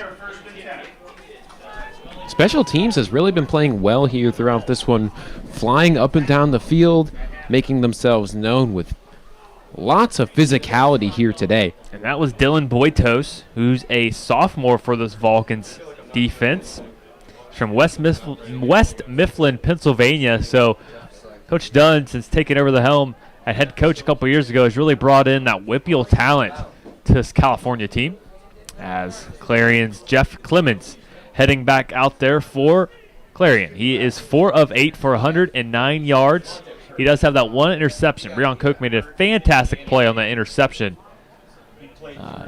earlier in the second quarter. As Clemens now hands off to McGriff. McGriff is hit in the backfield, and right on cue, Breon Koch takes McGriff down in the backfield. once again getting through this Clarion offensive line and making their presence known as a California defense, shutting down this rushing game. Big adjustment compared to how the second quarter went. I would agree with that one, as California up front is giving up some big runs, but at the same time, they've been able to put a nice pass rush onto Jeff Clemens, again with 3 sacks in the first half. Clemens now, ball in the right hash, 2nd down and 10. 14-13 left to go. As California looks like they're bringing the blitz, and they do. As Clemens steps up, gets that pass away, as it looks like a catch is made there right at the first down marker. Colin, it looked like California had great coverage, but number 17 for Clarion, Dana Jackson, was able to haul that ball in. Yeah, Dana Jackson was able to really wrangle that one in. He had a California defender all over him throughout that whole process. Lots of concentration and skill there to hold on to that ball for the first down. And it was, and it will be a first down. Ball right at the 34-yard line, 1st and 10. 13:42 left to go. Ball's on the right hash. It's going to be a penalty free play here as the ball's tipped up and tipped away by California's defense, but it will be offsides here against California. So, like I said, free play. Clarion will be able to push this ball up 5 yards for a 1st and 5. Defense, number 35. It's going to be offsides here against California's London Cloud. London Cloud, as we call them on CUTV, London Cloud Boom Factory. Saw that put to display last week against IUP. He played a really great game last week, and he's continuing to be physical on defense here throughout this one, really becoming quite a talking piece for this California defensive unit here. And he is. 1st and 5. Ball on the 39-yard line here for Clarion. As Clemens hands the ball off to McGriff, and McGriff is thrown down there by number 30 for California, Asheed Page Jones. He's brought down right at the 40, so it's going to be 2nd down and 5 now. Ball at the 40-yard line. Making a substitution play as number 16, Isaiah McNair, subs out. And the H-back here subs back in for Clarion. That is, it's like Mike Jones maybe? Really can't tell as he's actually lined up as tight end. These numbers, tough to read who's who, but nonetheless, 2nd down and 5. Clemens drops back the pass, looks off to his right, open receiver, and he drops that catch. Looks like Marcus McCoy out there, unable to bring in that catch, Colin. Yeah, perhaps just a little bit of a lapse of concentration there in that one, really thinking about how far up the field you would get rather than securing the football. Always have to think step one, you have to wrangle that football in first before you can move up the field. That you do. It's going to be 3rd down here. Clarion, like we mentioned, 2 of 5 on 3rd down. And they're changing the spot of the ball. Looked like the ball was lined up on the 39, but they're going to put it on the 40. So again, it is 3rd down and 5. Clarion 2 of 5 on 3rd down. It'll be a 4-receiver set. McGriff to Clemens left in the backfield. California looks like they're only bringing 4. As they're rotating down now, maybe bringing McFadder, and they do. McFadder in the backfield misses McGriff. McGriff breaks through a couple tackles, gets past the 50, down to the 45, 35, 30. Inside the 20 is McGriff. Inside the 10, down at the 5. He is brought down last minute by McFadder, and what a run there by McGriff, Colin. Lamar McFadder was able to really backpedal from being caught in the backfield, not knowing where that ball was going to go, made his way flying up the field there to catch up to McGriff, and quite a lot of speed this McGriff has here, really flying up the field for Clarion. That he is, and that rush puts him over 120 yards with 122 with that 57-yard rush, and just like that, on 3rd down and 5, Clarion gets down inside California's 10-yard line at the 5. 12-10 left to go here as McGriff tries to get going again as he's taken down in the backfield. I'm actually going to say he got right back to the line of scrimmage. So it's going to set up a 2nd down and goal here from the 5-yard line. 11:59 and counting as there's a flag coming in late here, Colin. McGriff is playing very high caliber football right now, really playing above his age range here as he is listed as a sophomore from Owings Mills, Maryland. That really the way he's playing right now shows me the maturity level of a junior or a senior level player here so far throughout this one. Really staying calm and cool and Gonna play off-sportsmanlike. We're gonna call an unsportsmanlike conduct on London Cloud. Didn't see what happened, but that's only gonna be half the distance. So it's gonna be second and goal. Actually, first and goal, as that gives them a first down. So first and goal from the 3. 11:59 left to go, and this is really the drive Clarion was looking for in the first half. But now they're getting it as the start of this third quarter. 28-6, 11:53 and counting left to go in the third quarter. Clemens has Devin Clark to his left. 3 receivers to the near side of the field, tied into the far side. As it's going to be a run inside to Clark. Clark's going to be taken down right at the goal line. They're going to say he's just short. So it's going to be second down and goal from about the 2-inch line here, Colin. continuing to try to work up the middle is this Clarion offense here. It has worked throughout this game here. They're 0 for 2 right here on the goal line. We'll see if they can really flip the script and change the narrative here. I think they're going to attempt it one more time here. I would agree with that. It looks like he fumbled the football as they get back going here. Looks like Clarion recovered the ball back, and they did. So that was almost disastrous again here for Clarion, turning the ball over. Could be for the second time in California territory, but they hang on to it. But that's going to set up a third down and goal from the 2 here, Colin. Yeah, turnover right there would have been very costly without a doubt here. Clarion coughing up the ball on their own goal line. Once again, it doesn't make a very good scenario for California either, should they recover that football being in the shadow of a goalpost.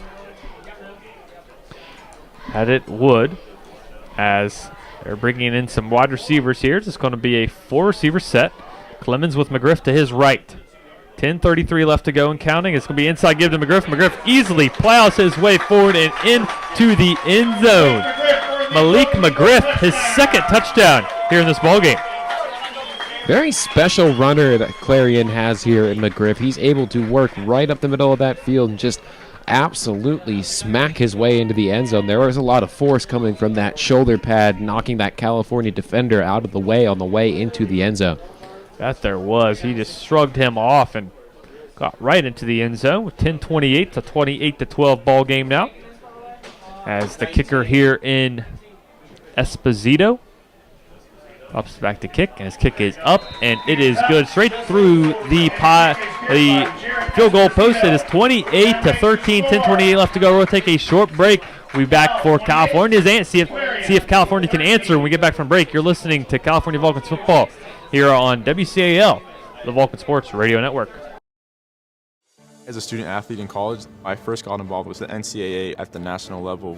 It was through the Student Athlete Advisory Committee, SAC, gave me an opportunity to advocate on behalf of all student athletes, to affect change and to make an impact. The NCAA is giving the student athlete a platform to voice their concerns and to be able to advocate for what's going to affect their well-being. The policies that are being put in place are speaking towards academics, they're speaking towards well-being, they're speaking towards fairness, creating a culture so that the student athletes have the best experience as possible.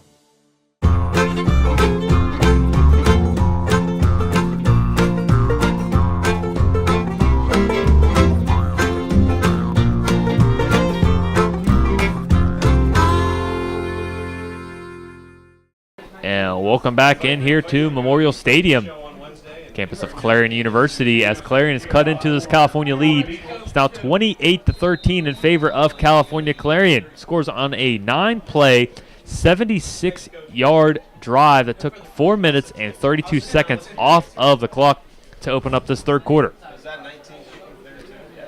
going to be a short little pooch kick here away as Derek Caraway fields it at the 20-yard line. Cuts back across the field, now heads up the middle of the field, and is brought down just past the 30, down at the 32-yard line. And Caraway looked like he had a chance to break that one, but the hole quickly closed up. Yeah, he was level emphatically there, moving his way up the middle in between those hash marks. Really thought he had a chance to break that one wide, but that hole slammed shut. That it did. As California is going to start this drive actually at the 34-yard line. 10:23 left to go in the third quarter. Ball right at the center of the field. It's going to be a 2 tight end set as Jack Vervoorny and Dylan Stallings in at the 2 tight end position. as it's Mitchell and Nelson Brown in the backfield. Mitchell sees something in the defense, calls out an audible, and it's going to be a delay of game here against California. And that is not how they want to start this drive, calling, backing them up 5 yards. We've seen California really shake the demons of the third quarter of the past here. Really have been playing very well throughout. Of course, IUP scoring numerous points in that third quarter, and even the week before against Edinburgh. They're going to need to continue to not come out of the gate slow here in the third quarter and keep their feet to the pedal all the way down. 1st and 5 here from the 29-yard line of Clarion. Mitchell looks out to his right, rolls out, and hits Tyson Hill just before the 40-yard line. I'm actually going to say right at the 39-yard line. So a nice rollout pass there from Mitchell to his favorite target in this game, Tyson Hill. Yeah, Tyson Hill has really seen a lot of targets here throughout this one for numerous yards. Yeah, with the injury to Jordan Dandridge, Tyson Hill stepped up to be the number 1 target here for Noah Mitchell. He has 5 catches for 41 yards here in this one. 2nd down and 5. It's going to be a run to Nelson Brown. Nelson Brown makes some guys miss, plows ahead to the 45 down to the 46-yard line, and that's just the element that Nelson Brown brings to this offense, able to break through those tackles. Looked like he was dead to rights in the backfield, picks up the 1st down. Yeah, let me tell you about this kid's grit here. He has so much of it. In the backfield, as Dylan said, really almost dead to rights there, shrugs off a couple of guys and just wills his way forward into a 1st down. It's really something special. That it is, as he goes over 70 yards in the game with that one. Ball's at the Clarion 46-yard line, ball in the left hash. Mitchell drops back to pass, looks to his right, behind his intended target, and Craig Thompson. Looked like a miscommunication between the two on what route was run, as he threw it short and behind Craig Thompson, and Mitchell luckily didn't have that pass intercepted. Yeah, that could have been disastrous here for California should that have been intercepted, as I think there would have been a pretty clear path to the end zone as the way that play was developing. That there would have. Nonetheless, 2nd down. Noah Mitchell, 14 of 18 passing. 14 of 19, as they just updated it. 4 receiver set here for this 2nd down and 10. Mitchell, Brown to his left. It's going to be a handoff, actually a RPO. It's going to pass it outside to Cam Tarrant. Tarrant keeps his feet going, breaks some tackles, and we pushed out of bounds as he just stepped out of bounds just before the 20-yard line. There's the big play this offensive needed. Cam Tarrant. What a play there on the outside. Looked like a quick just wide receiver out. He takes it upfield all the way down to the 20-yard line. Very close. Almost broke that one for a touchdown there, but a good play by that Clarion defender to really go low on the tackle there and get that center of balance disrupted. And they're going to say he stepped out of bounds at the 27-yard line of Clarion, so it'll be California ball now. The Clarion 27-yard line. Inside give to Nelson Brown. Nelson Brown kicks it out to the left. Pushes ahead, gets pushed out of bounds at around the 20-yard line. So Nelson Brown again just makes something out of nothing. Right there, there's not really a hole to run through, but he found a hole, made a hole, and picked up a nice gain down to the 20-yard line. And we've talked about past couple of broadcasts here about how California is one of the leading teams in the nation in terms of time of possession here, and I think that's one of the reasons why, since Nelson Brown is such a great runner with the football, he can really evaluate which way he's going to run with that football, and that's what lets them hold on to the ball for so long. And it does. 2nd down and 3 from the 20-yard line. 8:17 and counting left to go in the third quarter. Mitchell drops back, looks to his right, passes it off to Craig Thompson. Craig Thompson now down to the 10. Makes that catch and is going to be brought down inside the 10. I'll say the 7-yard line. Right there is just a quick little pop pass there from Mitchell to Craig Thompson, and now they're set up with 1st down and goal. Now, Dylan, I know we spoke on the 3rd down work of this California team here earlier in this game, but interesting little tidbit here. CalU enters this weekend as the NCAA Division II leader and ranked 6th among all NCAA divisions with a 575 3rd down conversion percentage. That's only going up now, 7 of 8 in this game on 3rd down. California's ready to head back as Nelson Brown charges up the middle and is brought down right at the 5-yard line. Be 2nd down and goal now from the 5. Nelson Brown knocking on the door here, really trying to just bulldoze through, kick the doors in, and get another touchdown to his credit here. That he is. His 2nd down and goal from the 5. 2 tight end set now for California with Raborni and Dylan Stallings out there. 2 receivers are Tyson Hill and Chad Livingston. Brown to Mitchell's left in a shotgun formation. Mitchell sees something he doesn't like. Play clock down inside of 10, now at 8. It's going to be a snap here. Mitchell looks out to the left to Tyson Hill, and he was short there of Tyson Hill. Looked like if he had that ball up just a bit, could have scored on that slant pattern.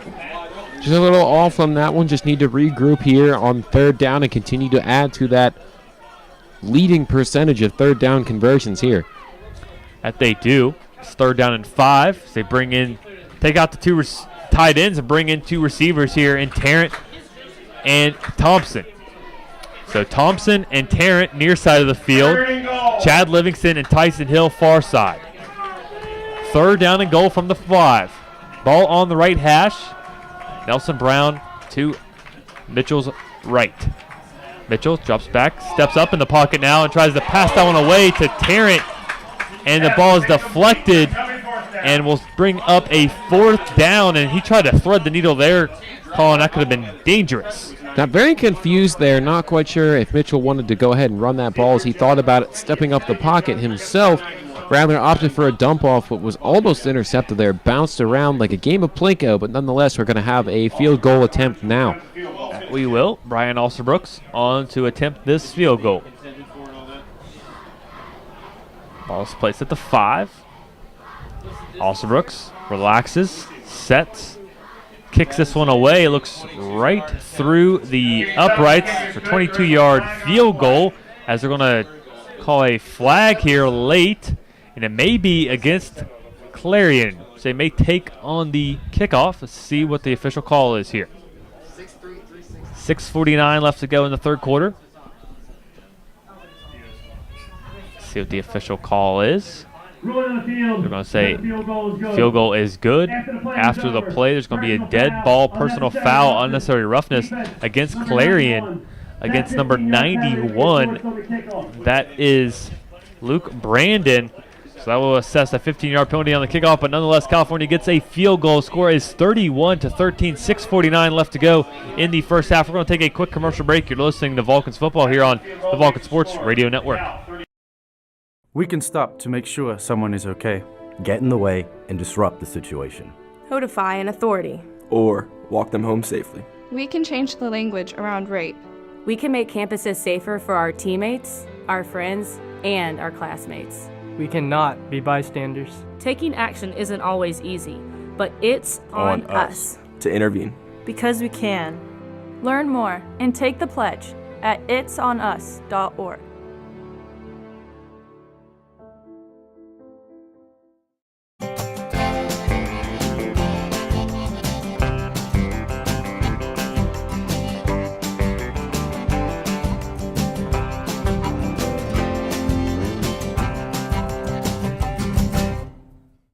Welcome back into Memorial Stadium on the campus of Clarion University for today's matchup between the Clarion Golden Eagles and your California Vulcans. California has taken a 31-13 lead, 6:49 left to go in the second half, and that ball is kicked out of bounds. Brian Alsterbrooks' kick goes through the uprights, and not through the uprights, but through the end zone, and now for a touchback and Colin. Another nice drive there by California. Couldn't get a touchdown, but they were able to get 3 points up on the scoreboard. Yeah, they continue to show how great of an offense they are here throughout this one. Consistently pushing through. Had a little bit of a roadblock here. Could not convert on the doorstep, but nonetheless, still left with 3 points. That they are. Total yardage now. California 255, Clarion 23. Noah Mitchell 16 of 23, 167 yards and 3 touchdowns for Mitchell. Nelson Brown 17 carries, 81 yards and a touchdown himself. The ball is now on the right hash for Clarion. Clemens. Looks like an option play. He's going to keep it himself. Pick up around 5 yards there on that play. Brought down just inside the 30-yard line, down at the 29. They're going to call it. And Clemens there showing his legs for the first time really tonight. Dangerous little option play there. Really kind of caught this California defense off guard. Pushed forward for a nice amount of yards halfway through, 2nd and 5. Second down and 5, 6:22 left to go in the third quarter. Clemens, the shotgun set. Hands the ball off to McGriff. McGriff bounces around, patient, and is brought down quickly there in the backfield. Looked like that patience resulted in getting hit there by, looks like Brendan Blair and Lamont McFadder. keeping you updated with the IUP and Slippery Rock game going on here. Slippery Rock holds the 23-20 lead with 10:29 remaining in the fourth quarter. Definitely going to be a score we will continue to keep you updated on. This is third down now for Clarion. He's 4 of 7. Be a 4-receiver set for Clemens. Clemens has McGriff to his left. Play clock down to 10, and he looks over the sideline to get a quick audible. Play clock down to 5. May need a timeout here. Try to get it away as Clemens. Clemens snaps that ball right at 1 second left to go. Clemens passes the ball away. It is a completion there just at the first down mark, and it will be a first down. Look like Khalil Webster on the catch. He's out of Miramar, Florida, gets the catch for the first down. Yeah, the Florida native wrangles that one in on that far sideline and keeps this Clarion offense moving, which is playing very well as opposed to the beginning first half here. Really seem to have found their rhythm. That they have.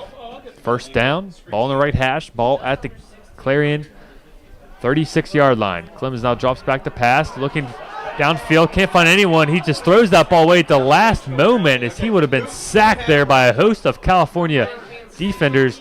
Nice awareness there by Clemens to throw that ball away. Big hands over there on the sideline for California. Stephen Jennings wrangled that one in one-handed over there on a ball that I'm actually not sure how he was able to get away with throwing there. I thought he was definitely going to take a sack on that one. I did as well. They call a flag here on this play. They are going to call a flag. I was wondering if they would, because it looked like he may have been out of the pocket, but they're going to say that he was not out of the pocket and Jeff Clemens, and they're going to say that it's going to be a intentional grounding now. It's Clemens going to be called here with intentional grounding, so it's going to be second down now. Second down and 14. We're giving him 4:52. Ball's on 32. 4:52 left. Ball's on the 32-yard line. Second down and 14. California with a 31-13 lead. There's an injury, so we're getting a little bit of a timeout here for Clarion as they're huddled up against the sideline. California's still out there. Their defense is set up and ready to go, so they look like they may break out of this huddle and get directly into their formation. Play clock, 24 seconds now. Clarion's now rushing back out there. Be a second down and long here calling, and a bit of confusion about what was really going on there on that play. Yeah, being able to step back here and get everybody in order definitely is a big key. You don't want to accidentally force a turnover with somebody not being on the same page. Yeah, you don't. As Clemens, I agree with you there, Colin.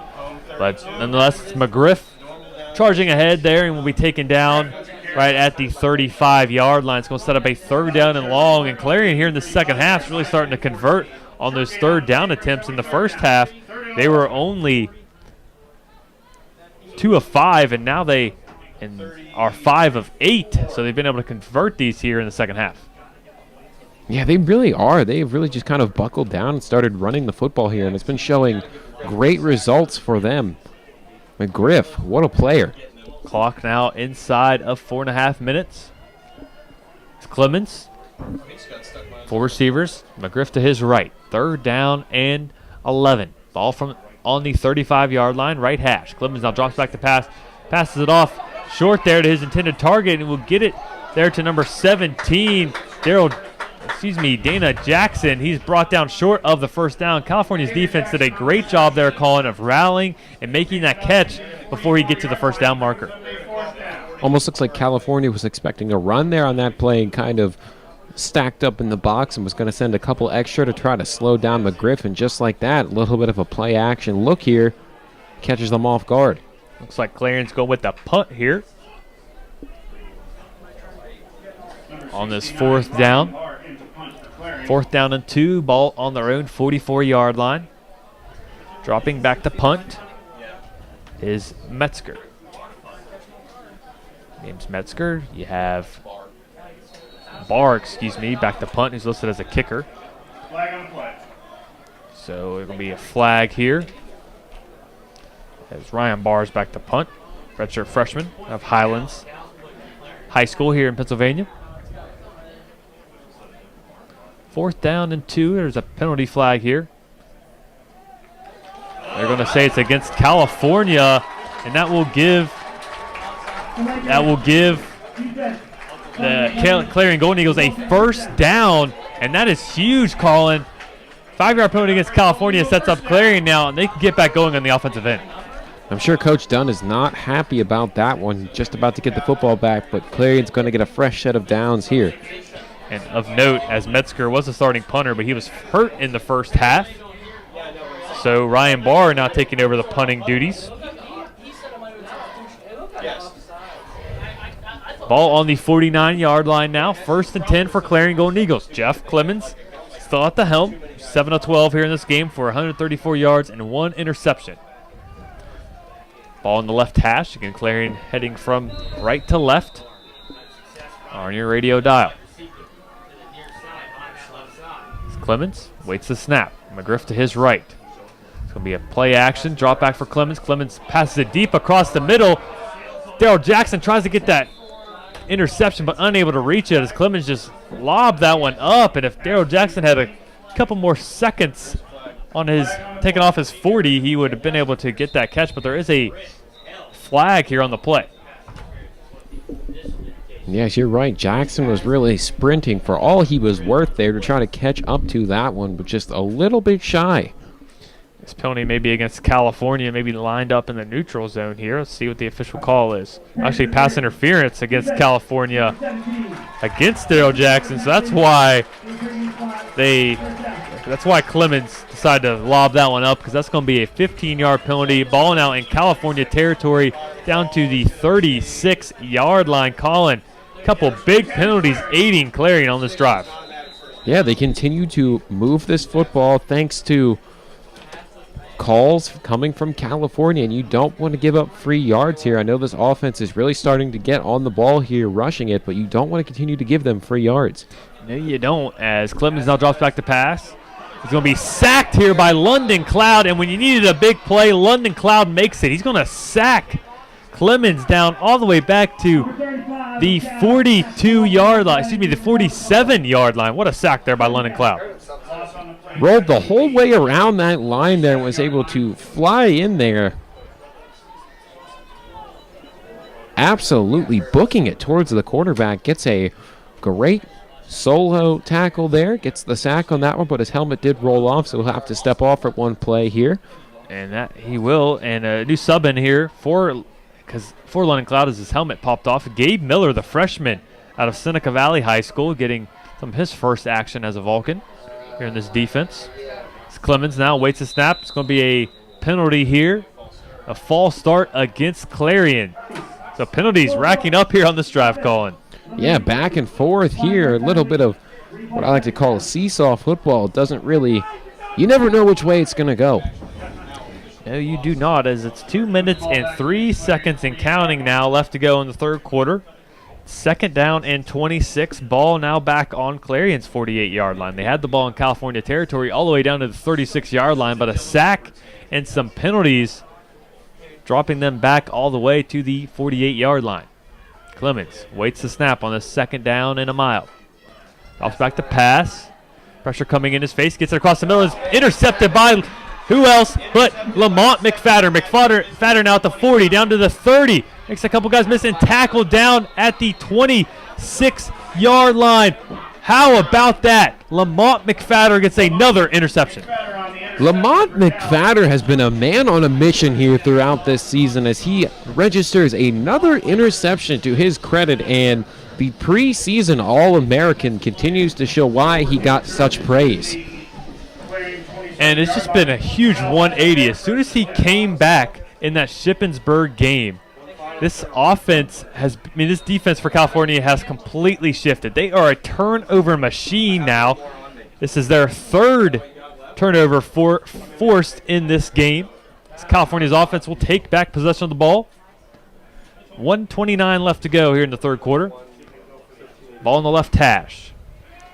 Mitchell drops back the pass, looks deep there to new receiver there in Derek Caraway, and that ball is batted away by the corner in Sam Ferrari there, as that's going to be batted down. There's actually not a penalty. It looked like there was a penalty, but a nice throw there, just even better defense. Yeah, the defense was very well executed there, being able to rise above the receiver and bat that one away. Ball on the left hash, 124 left to go. Second down and 10 from the 27-yard line. Coming off the McFadder interception. Trips to the near side, single receiver, Caraway to the top. It's going to be a quick receiver screen to Livingston. Livingston unable to bring that catch in, and ever since Chad Livingston's hurt his finger against Shippensburg, we haven't really seen the same type of play out of him. That's definitely something that's very difficult to come back from, perhaps maybe still dealing with a little bit of pain or some kind of side effect of that. Probably should still be healing. Wasn't that long ago. It wasn't that long. It was a pretty gruesome injury, but he's one of the toughest guys you'll meet, so he's going to play no matter what. 7 for 9 in California on third down. They're going to get another chance here. Jailbreak screen across the middle, and Mitchell had to throw that ball away quickly because Clarion read that one perfectly, so it's going to be a 3 and out here for California.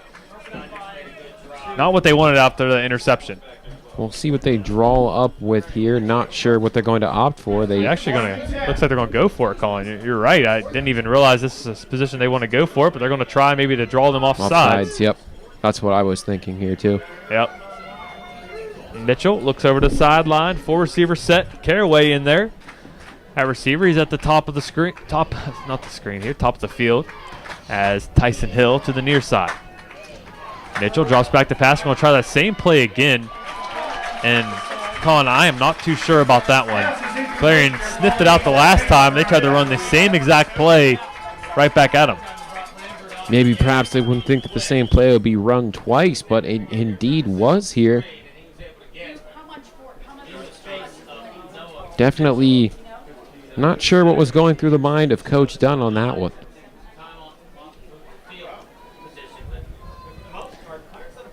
Continuing to stick around with the IUP and Slippery Rock contest here.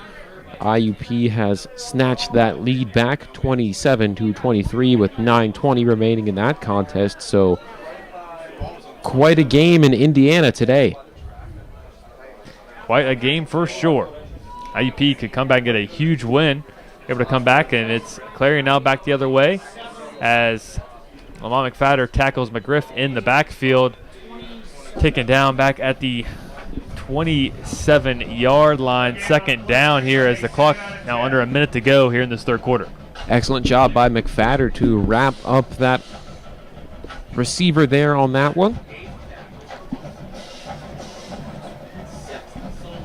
Ball now on the left hash for Clemens and this Golden Eagles offense. Second down and 10. Trips to the far side, just a single tight end to the near side. It's going to be a handoff to McGriff. McGriff now heading downfield to the 40-yard line. It's going to be a first down here for McGriff, and this Vulcans defense. Clarion's offense stacks everybody to the left side, to the right side, and runs back to the left side. And they're going to be a penalty late, maybe another personal foul here against California. Perhaps there's this bench on the sideline felt the wrath of London McLeod there getting upended, and now it's actually completely broken. They're trying to put it back together, but to no avail. So London Cloud 1, bench 0.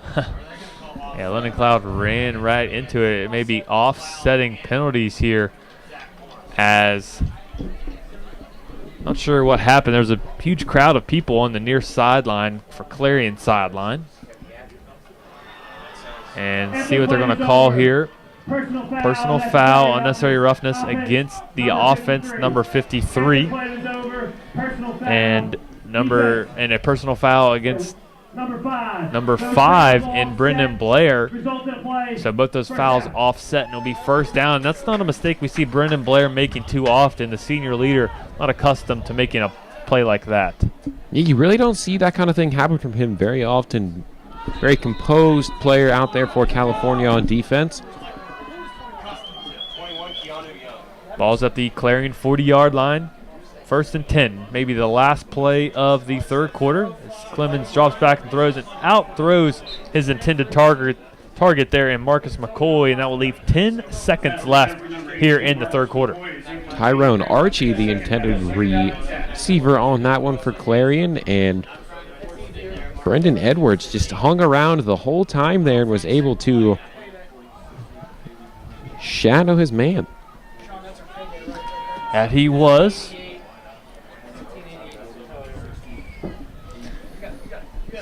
Second down and 10, ball at the 40-yard line. On the near hash. Trips to the far side, single receiver to the near side. He's guarded tightly on the near side by California's DB. As it's going to be a run inside and tackled as the clock will run out here. It will be 3rd down and 7 when we get back here to action. To the fourth quarter action is 31-13, California ahead of the Clarion Golden Eagles. Back for fourth quarter action. You're listening to California Vulcans football here on WCAL, the Vulcan Sports Radio Network. In NCAA Division II, community engagement is an initiative at all 25 national championships because student athletes want to give back while competing for a national title. Over the course of the year, Division II student athletes have an opportunity to leave a lasting impression in local communities throughout the country. Whether Division II student athletes are volunteering at hospitals, schools, after-school care programs, foster homes, or retirement villages, they make a difference in the lives of others. In Division II, we rise to the opportunity and make community engagement ours.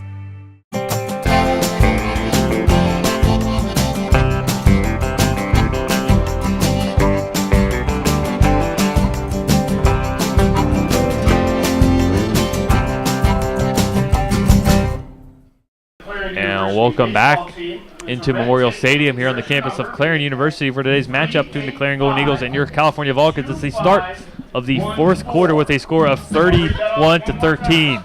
Colin, California's defense has stepped up, and we're going to have them step up here on this 3rd down and long. Yeah, if they can step up here and get this turnover and perhaps maybe try to dodge the turnover. Rather get the turnover. What I'm thinking is dodge the penalty bug here and be able to make that turnover stand is what we're looking for.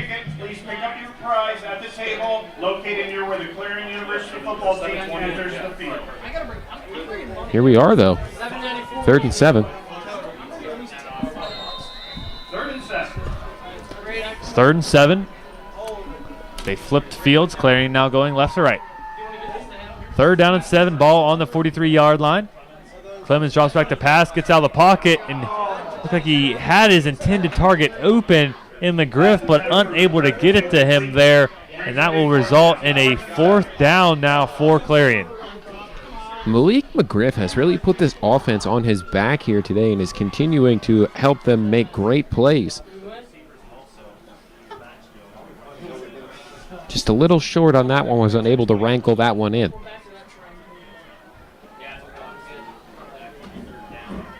And he was the 4th down, as again Metzger was injured in the first half.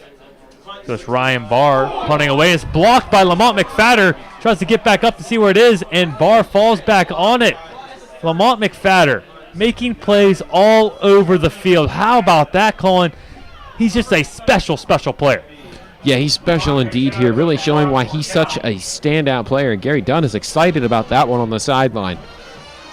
It was a rough couple of weeks for the special teams for California. They gave up a kickoff return last week for the first time in over 4 years. And then they come back this week, bounce back, and get a blocked extra point, and now a blocked punt. So California will retake possession of the ball inside Clarion's own 20-yard line. Ball at the 18. 1st and 10. Ball right in the middle of the field for this Vulcan offense. 2 tight ends, 2 receivers. Single back is Nelson Brown. Pistol formation here.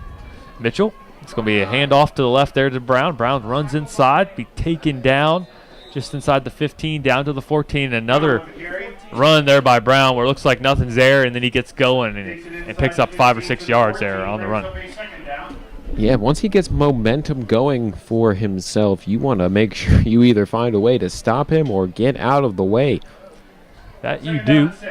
As the tight ends in there for California are Vaborny and Dylan Stallings. Stallings is in the backfield here with Mitchell and Brown. Brown now rumbles forward, carries a couple guys close to that 1st down marker. He looks like he's just going to be a couple yards short, though, so it's going to set up a 3rd down and short as Nelson Brown just continues his strong day there. He couldn't get enough, though, for the first down. Yeah, heck of a block there by Stallings. As you mentioned, he was in the backfield really getting forward there, and just you like to have a good blocking tight end on your team, and he is doing a great job at that. That he is. It's third down, ball in the left hash as Mitchell looks over to the sideline. Gets the audible. Play clock down to 13 and counting. Game clock, 13:30 left to go in this ball game. Switch from a pistol now back to straight shotgun. Be a play action there to Brown as Mitchell passes that ball, but he's tipped at the line of scrimmage. Nice job there by, look like Dorian Johnson tipped that ball away, and that's a name. If you listen to our football games a couple years ago on CUTV High School football, Dorian Johnson from West Mifflin was an absolute stud in high school. Flipped around from a couple schools and now found his home here at Clarion.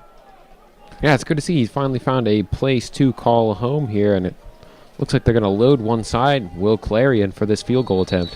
Field goal attempt is going to be a false start, it looks like, against California. So they're going to push this kick back a bit further.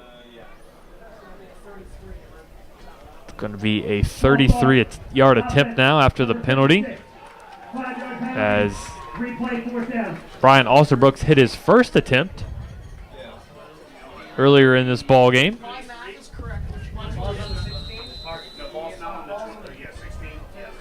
Fourth and 8, ball in the 16. 13:20 left to go in the ball game. Alsterbrooks set the kick, receives a snap. Kick is up, and the kick is good right down the middle of the uprights. It is a 34-13 ball game. California has extended their lead. We'll be back for more Vulcan football after this commercial break here on WCL, the Vulcan Sports Radio Network.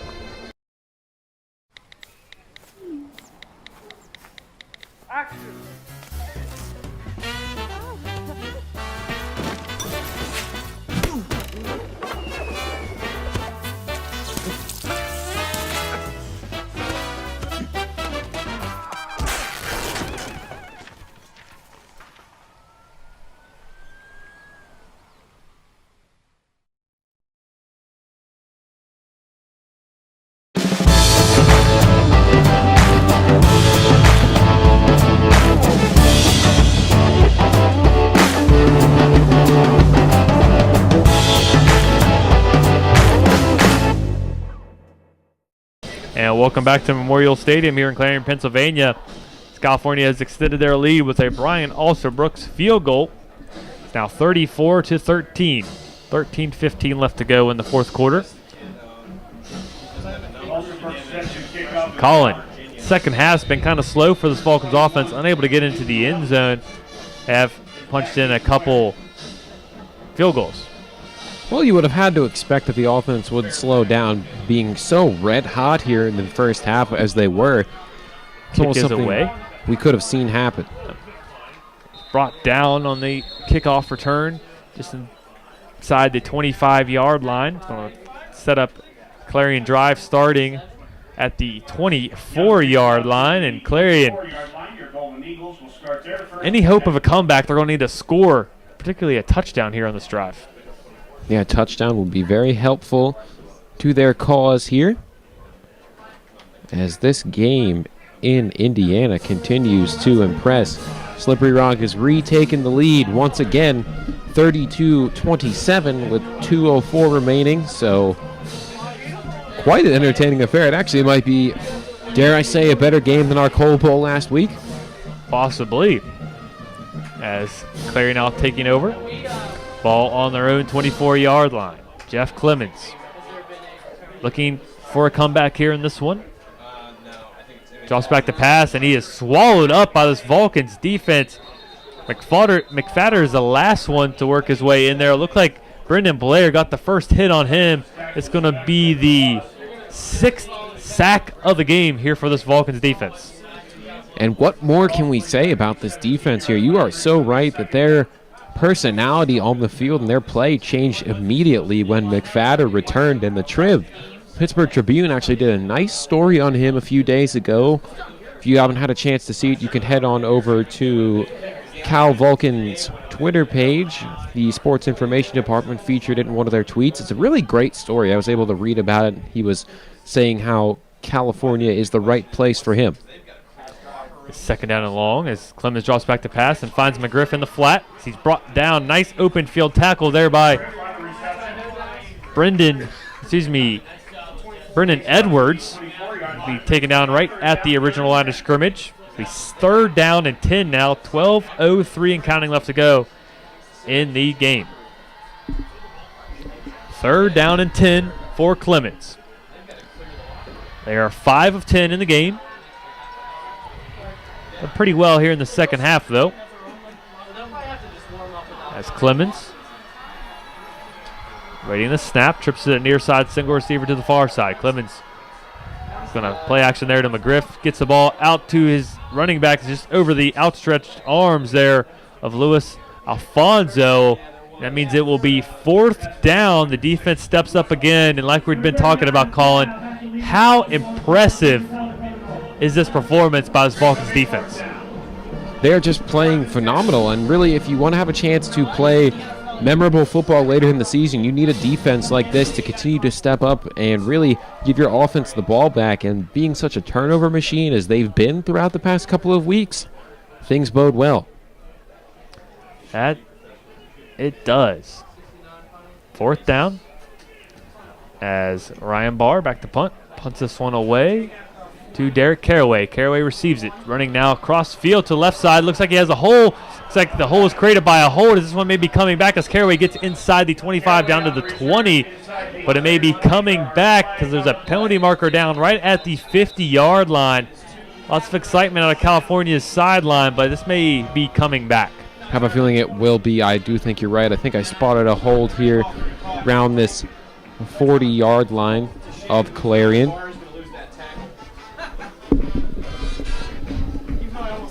And let's see what the official call is. As Brennan Edwards is clapping it up with former Whippeal talent Dorian Johnson. See what the official call is now. 11:22 left to go.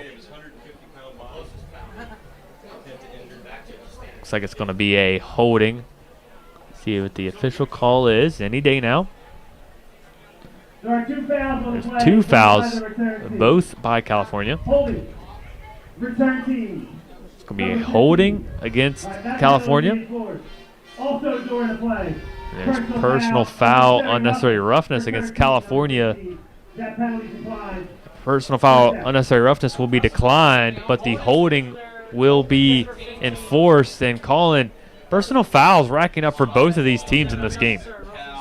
Yeah, we know Gary Dunn is a big stickler for playing a clean game of football on his sideline, so he cannot be happy with the amount of personal fouls that have been displayed here throughout this game. That is definitely something he coaches against. That it is. It's a California ball now.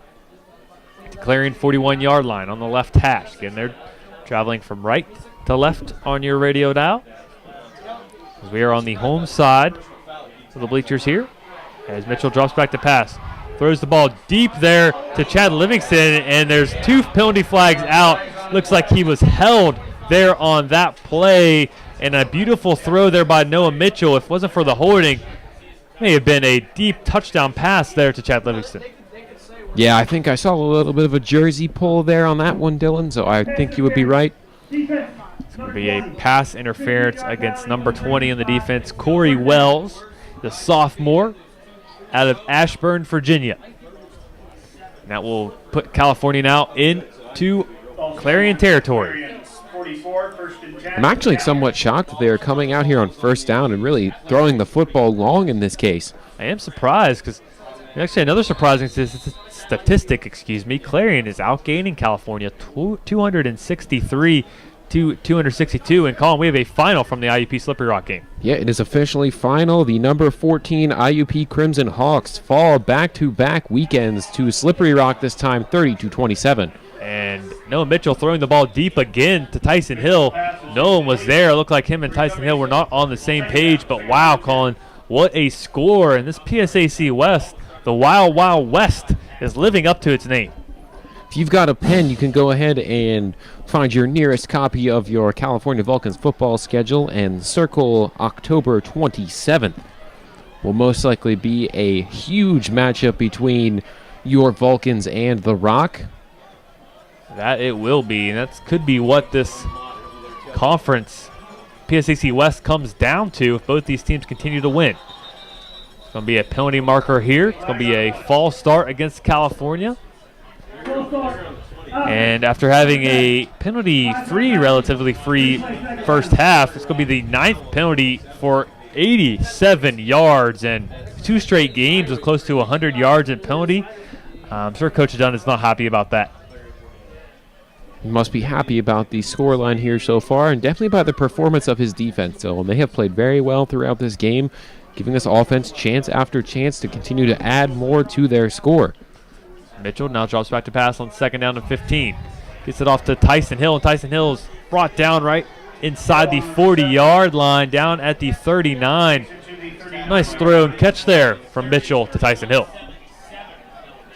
Now they'll be posed to take on a 3rd down here, 3rd and about 5. 3rd and 5. California 7 of 11 here in this ball game. Mitchell with single running back to his right, and that's Nick Grissom. 4 receivers. Craig Thompson and Chad Livingston near side of the field. Tyson Hill to the far side, and there's actually Dylan Stallings in there at the tight end position. Mitchell drops back to pass, quickly gives it away to Chad Livingston, and he's brought down inside the 30-yard line. I was just about to say, what a quick pass there by Noah Mitchell. Yeah, not much time to think there on that one. Really quick 3-step drop and launch that one towards Chad Livingston, who was able to pull that one in. Nice throw and catch there again. Now 8 of 12, as California mentioned. They're the best in Division II and one of the best in all divisions of college football in terms of 3rd down efficiency, and that will continue here in this game, as they're now sitting at 75% here in this one. As Mitchell hands the ball off to Nick Grissom, and Nick Grissom quickly bursts through the hole, picks up a quick 5 yards, and what a quick little burst of speed we see there out of Nick Grissom. I think we're going to have a downed Golden Eagle here, and we will. Player down and quickly call. Let's take a look at the stats as they attend to the injured man there. 9:39 left to go. This ball game, California leads 34-13. And how about Noah Mitchell's performance? 18 of 31 for 187 yards and 3 touchdowns. It's really just an all-around feel-good game here for this California team. Playing good on both sides of the ball. Nelson Brown with 88 yards rushing. Noah Mitchell 187 passing. And, of course, the defense forcing 3 turnovers today.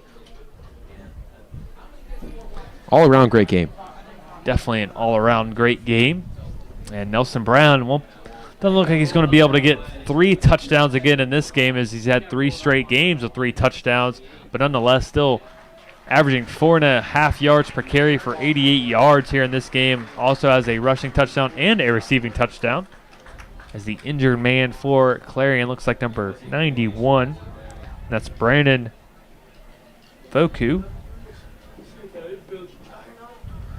And Clarion defense heading back out there. 2nd down and 5, ball at the California 24, just inside the left hash.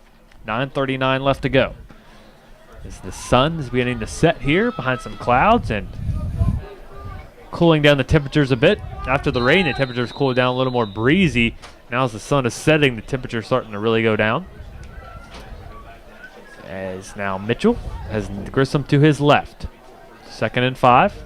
It's be a handoff inside to Grissom, and Grissom breaks away from tackler, but then is brought down in the backfield. And Grissom, we're seeing the difference between him and Nelson Brown. He's more of a quick back, to where Nelson Brown's a power back that can power through some of those arm tackles, where Grissom just can't do that. 2 different styles of running back here, and final PSAC game is about to get underway. Kutztown visiting East Stroudsburg, a game that we didn't think would be going on. Well, this game would have been far over by now, but nonetheless, it is going to get underway here while we are still in Clarion. That we are. 3rd down and 6. 8:45 and counting left to go. Mitchell passes the ball off to Tyson Hill. Tyson Hill breaks some tackles inside the 10, down to the 7-yard line. Tyson Hill putting on a show. Now 8 catches here in this ball game. Yeah, Tyson Hill definitely appears to be the favorite target, at least this week, of Noah Mitchell, and he's continuing to show everyone to see he has eclipsed 80 yards here in this one. That he has. They're actually going to place the ball at the 8-yard line. 1st and goal from the 8. 8:15 left to go for Noah Mitchell and this Vulcan offense. It's going to be a handoff inside to Grissom. Grissom spin move. Spins around close to the goal line. They're going to say he's down just inside the 1. How about that quick little spin move there out of Nick Grissom? Yeah, Nick Grissom took a trip down to the laundromat there, put a little bit of a spin cycle on there on that one, but he ends up just shy. The 2nd and goal from the 1. 7:49 and counting left to go on this one. Ball on the right hash. 3 receiver set. Nick Grissom in the backfield. It's going to be a handoff to Grissom. Grissom pushes forward and into the end zone. How about that? Have yourself a touchdown, Nick Grissom. Running game looking strong here within the red zone for California, finding a lot of success pushing the ball into the end zone in these close situations, something that really would have been beneficial last year, actually, Dylan. They struggled trying to jam it in on the goal line in situations like that, but definitely a different situation now. That they have. It's a 40-13 lead. Pending this extra point, it could be 41 as Brian Osterbrooks is back to kick. Snap is good, hold is good, and the kick is right down the middle and good. Score is 41-13, 7:39 left to go. We're going to take a quick commercial break. You know this game will be coming up. You're listening to Vulcans football here on 91.9 FM WCAL, the Vulcan Sports Radio Network. Hamilton was adopted from a rescue in 2008. He really likes to be around people. And as soon as I start to make my breakfast, Hamilton is right there. I get out my mat and I'm doing a downward dog and he's underneath. He's quite the pug about town. He gets invited to a lot of parties. He knows he's a pretty big deal. I mean, look at this little face. How could you not love him?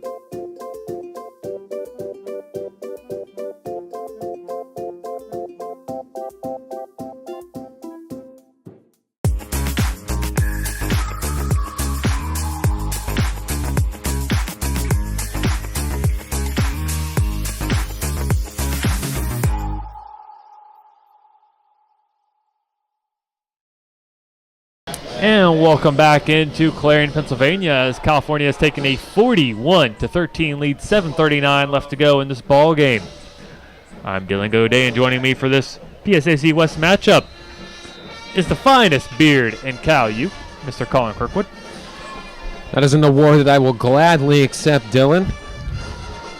As Osterbrooks' kick is away, received inside the 5-yard line. Returned by Keanu Young, has pushed out of bounds at the 30-yard line, and definitely not Keanu Reeves out there, Colin. Yeah, definitely not Keanu Reeves, but what a twist that would be. That would be quite a twist, as see what this penalty marker is. He finished that run right around the 30-yard line, and that's where the penalty marker will be placed. It's going to be a holding. It's going to be a holding against the return team in Clarion. We'll back the Golden Eagles up right around their own 20-yard line. So California aided from these penalties. Now that's 10 penalties for 116 yards against Clarion. And that, I mean, really, Dylan, that's just a recipe to really not win a football game. If you continue to cost yourself things like that, you really put yourself behind the 8 ball. That you do. And our friend Waspy, who's been up here, we captured a wasp in a Fiji bottle. It looks like he may have breathed his last breaths. But nonetheless, back to action here. It's going to be an incomplete pass there from Clemens, left side of the field. Intended target was Marcus McCoy. He will set up, a 2nd down. 7:18 left to go. As Collins looking over Waspy. Actually, he may still be alive, just worn out, I think, because we've captured him in that Fiji bottle. 2nd down and 10, ball in the left half. on Clarion's own 21-yard line. Jeff Clemens, who's 8 of 18 with 2 interceptions here in this game, looking to salvage some couple points here at the end of this game. Clemens will keep the ball himself, fakes the handoff to McGriff, keeps it himself. Be hit hard, he's going to drive forward up past the 31-yard line. A couple of Vulcans ran into each other, look a little shaken up, but they hop right back up. But nice little run there from Jeff Clemens. Yeah, really getting this Clarion offense rolling here. They kind of spun out in the past couple of drives here, Dylan. That he One would did. say a little too late. Exactly. Definitely a good looking run there. Clemens takes a snap, looks out to the right side. There, it's going to be catch, but it's going to be caught out of bounds there by Dana Jackson. Be setting up a second down and 10. Second down and 10.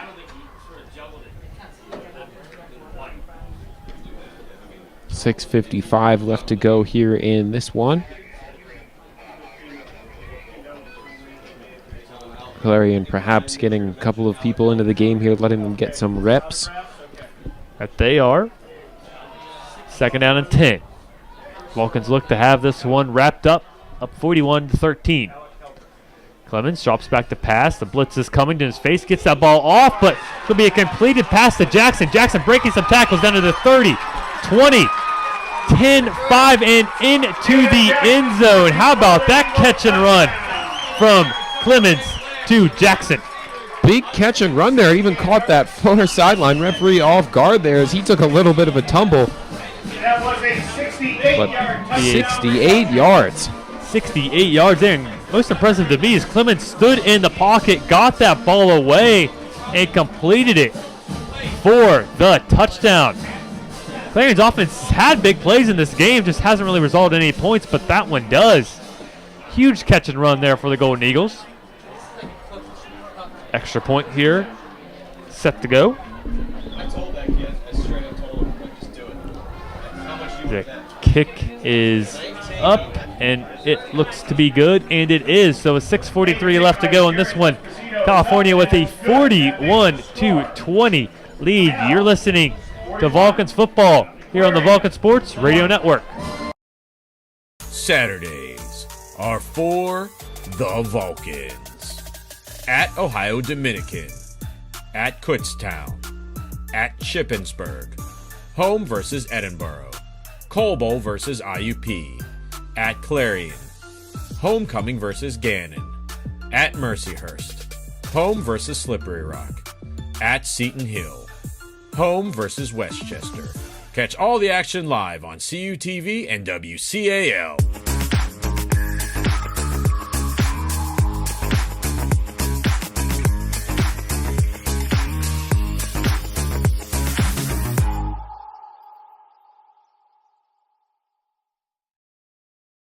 And welcome back in to this Vulcan football broadcast here from Memorial Stadium, Clarion, Pennsylvania, as Clarion has just got a big 68-yard touchdown catch from Dana Jackson to bring them to a 41-20 deficit. 6:43 left to go, and that was a beautiful play design there, Colin. It really was. I mean, getting a catch and run like that, you'll often get a lot of yards. Nonetheless, great catch and run there, getting them on the board. That it was. 6:43 left to go. Clarion maybe doing an onside kick here. California's lined up for it. And they will pooch this one away. Short, be returned here by Craig Thompson. Thompson now takes it to the 30-yard line and out of bounds on the far side of the field. 6:39 left to go here, Colin. If you're California, I would just slow it down, kind of run the ball, maybe give it to your big workhorse back there in Nelson Brown. Yeah, just get that clock rolling here. You can roll on out and get your mind suited up and start thinking about Gannon next week. I would agree with that. Here in this one, 1st and 10 for California at the 31-yard line on the right hash. They'll come out here in a 3-receiver set. Looks like Nick Grissom in the backfield here, and Brian Alsobrooks is subbed in at quarterback for California. He will keep this ball roll out to his right. He'll keep it himself. Will Alsobrooks and get close to a first down. Nice little scamper there from the backup quarterback. Of course, a lot of people forget that he was originally brought in to play quarterback this season, and then Noah Mitchell thankfully landed in our lap here at California U. And he's a big key part in this because he's kicking. And also, I mean, it was a close, tight battle in preseason between him and Noah Mitchell for that starting quarterback position.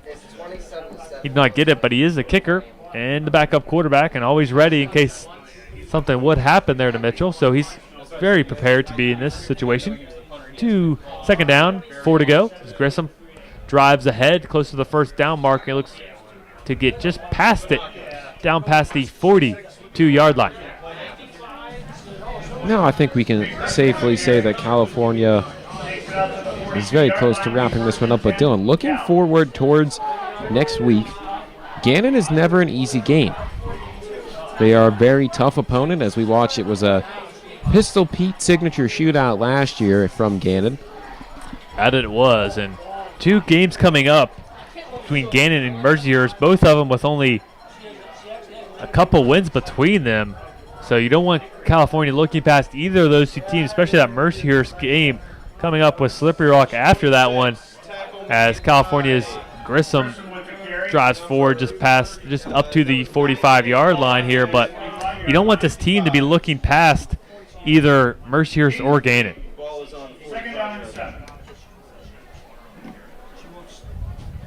Yeah, I mean, these 2 games, you really think teams that are kind of down on their luck this year, and you really would think that now, especially after this week, that California might be circling this Slippery Rock matchup here on the 27th on their calendar. But really, you've got 2 tough-playing teams that you're going to have to get through first. That you will. And then, of course, we've got this last match of the season here. That you do, as Alsobrooks hands his ball off to Grissom. Grissom drives forward, gets close to midfield, be taken down at the 48.5-yard line there, just shy of the 49. You get a timeout for California here. Actually, I believe it's timeout for Clarion. Official pointed the wrong way, so that'll be the first timeout charge here in the second half. But looking ahead on California's schedule, you have Gannon, who got the win today, first win of the season for them against Seton Hill. And that brings them to 1-5 on the year, 1-3 in PSAC West play. Mercyhurst also got the win today as well. 2-4, 1-2. Yep. And then Seton Hill, after Slippery Rock, 0-6 now. So that's kind of the bottom of the conference right there. And then this last matchup here on November 10th was definitely going to be one that you need to keep your eye on if you're a football fan of California here. It is listed currently as Westchester, and should California end up running the table here, picking up these next couple of victories over somewhat of the bottom of the PSAC West, it could very well indeed end up being Westchester for the PSAC title, which will be held in the western part of the state this year. So California would in turn get a home game, but that is very far down the road, and we don't want to think too far ahead. No, you don't. But with IUP losing now and would lose the tiebreaker to both California and Slippery Rock, that game against Slippery Rock is really what this conference, the PSAC West, is going to come down to. You hate to look ahead like you said, but I mean you have to circle that because with IUP losing both those games, that whoever wins that Slippery Rock IUP game really in the catbird seat. As it's going to be a false start against California. Against number 15, and that is Nazir Taylor, freshman receiver out of Woodland Hills.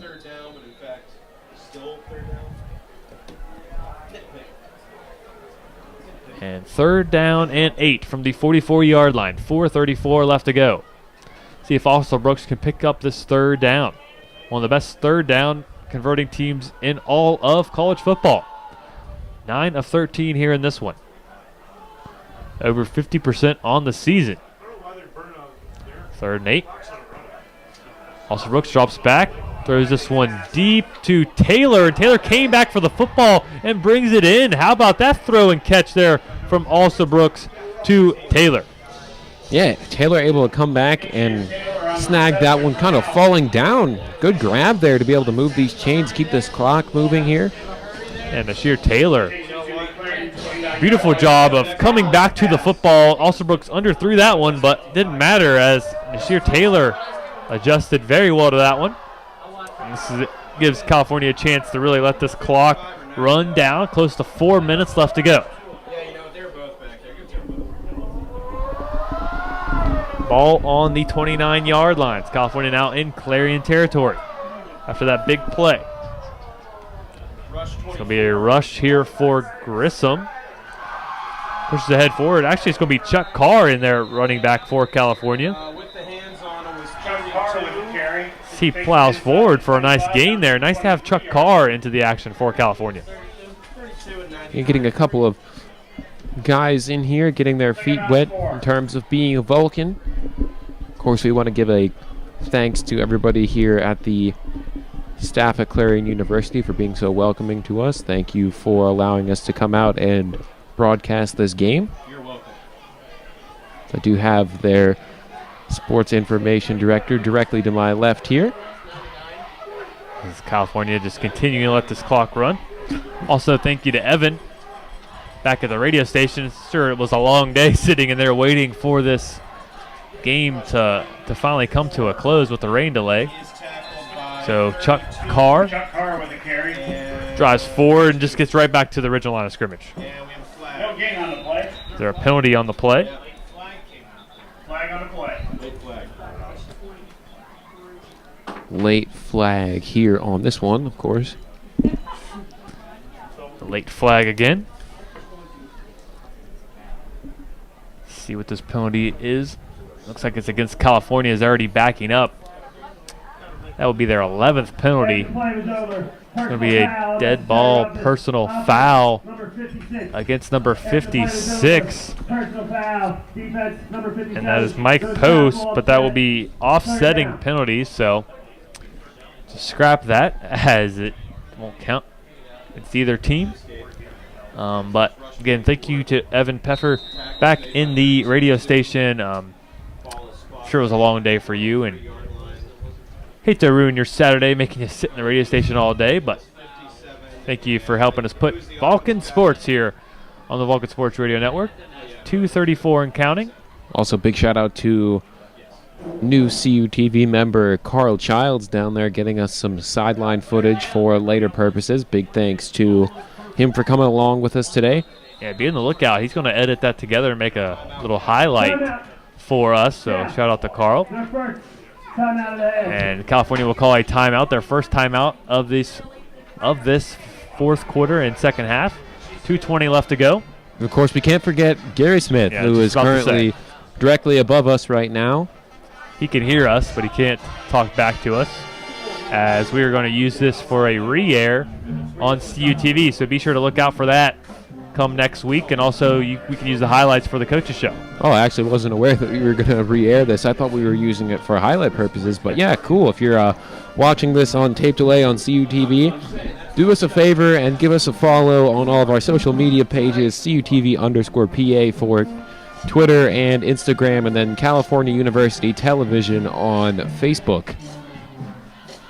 And I want to give a quick shout out to Red Dogs All-Star Clubhouse, Belle Vernon, Pennsylvania, for coming on and help sponsor our radio station this year. As Colin is now trying to butcher the poor wasp that sadly has fallen. Waspy 2.0.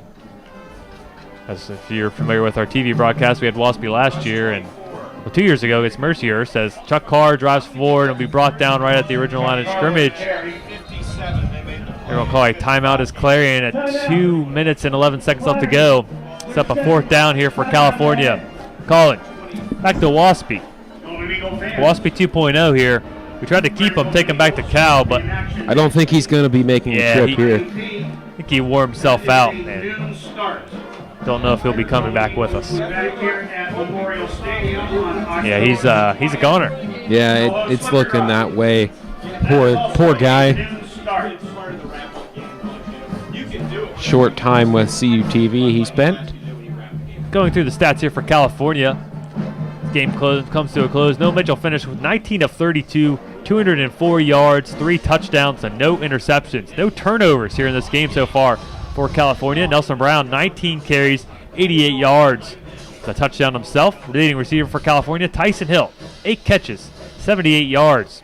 Tyson Hill just continues to cement his season here as one of the top receivers in the PSAC. I believe he's in the top 2 or 3 in the PSAC in terms of catches. We'll see how that reshuffles after today's game. But Tyson Hill stepped up in a big way after Jordan Dandridge went down due to injury a couple weeks ago. And 4th down and 5 now, ball on the 24-yard line. California's going to go for it. Also Brooks, going to be a screen there to Derek Caraway. And boy, Derek Caraway gets taken down right away. It's going to be short of a 1st down. But I'm telling you, Colin, if he gets some space, Derek Caraway may be able to do some damage to this. Not in this game, but coming up in the season. If you get him in space, he's got a ton of quickness. Yeah, without a doubt here, but of course Clarion will now take over on downs. One more shout out. We're officially through the shout out layout here. Of course, big shout out to one of CUTV's biggest fans, Ralph, Chick-fil-A's finest.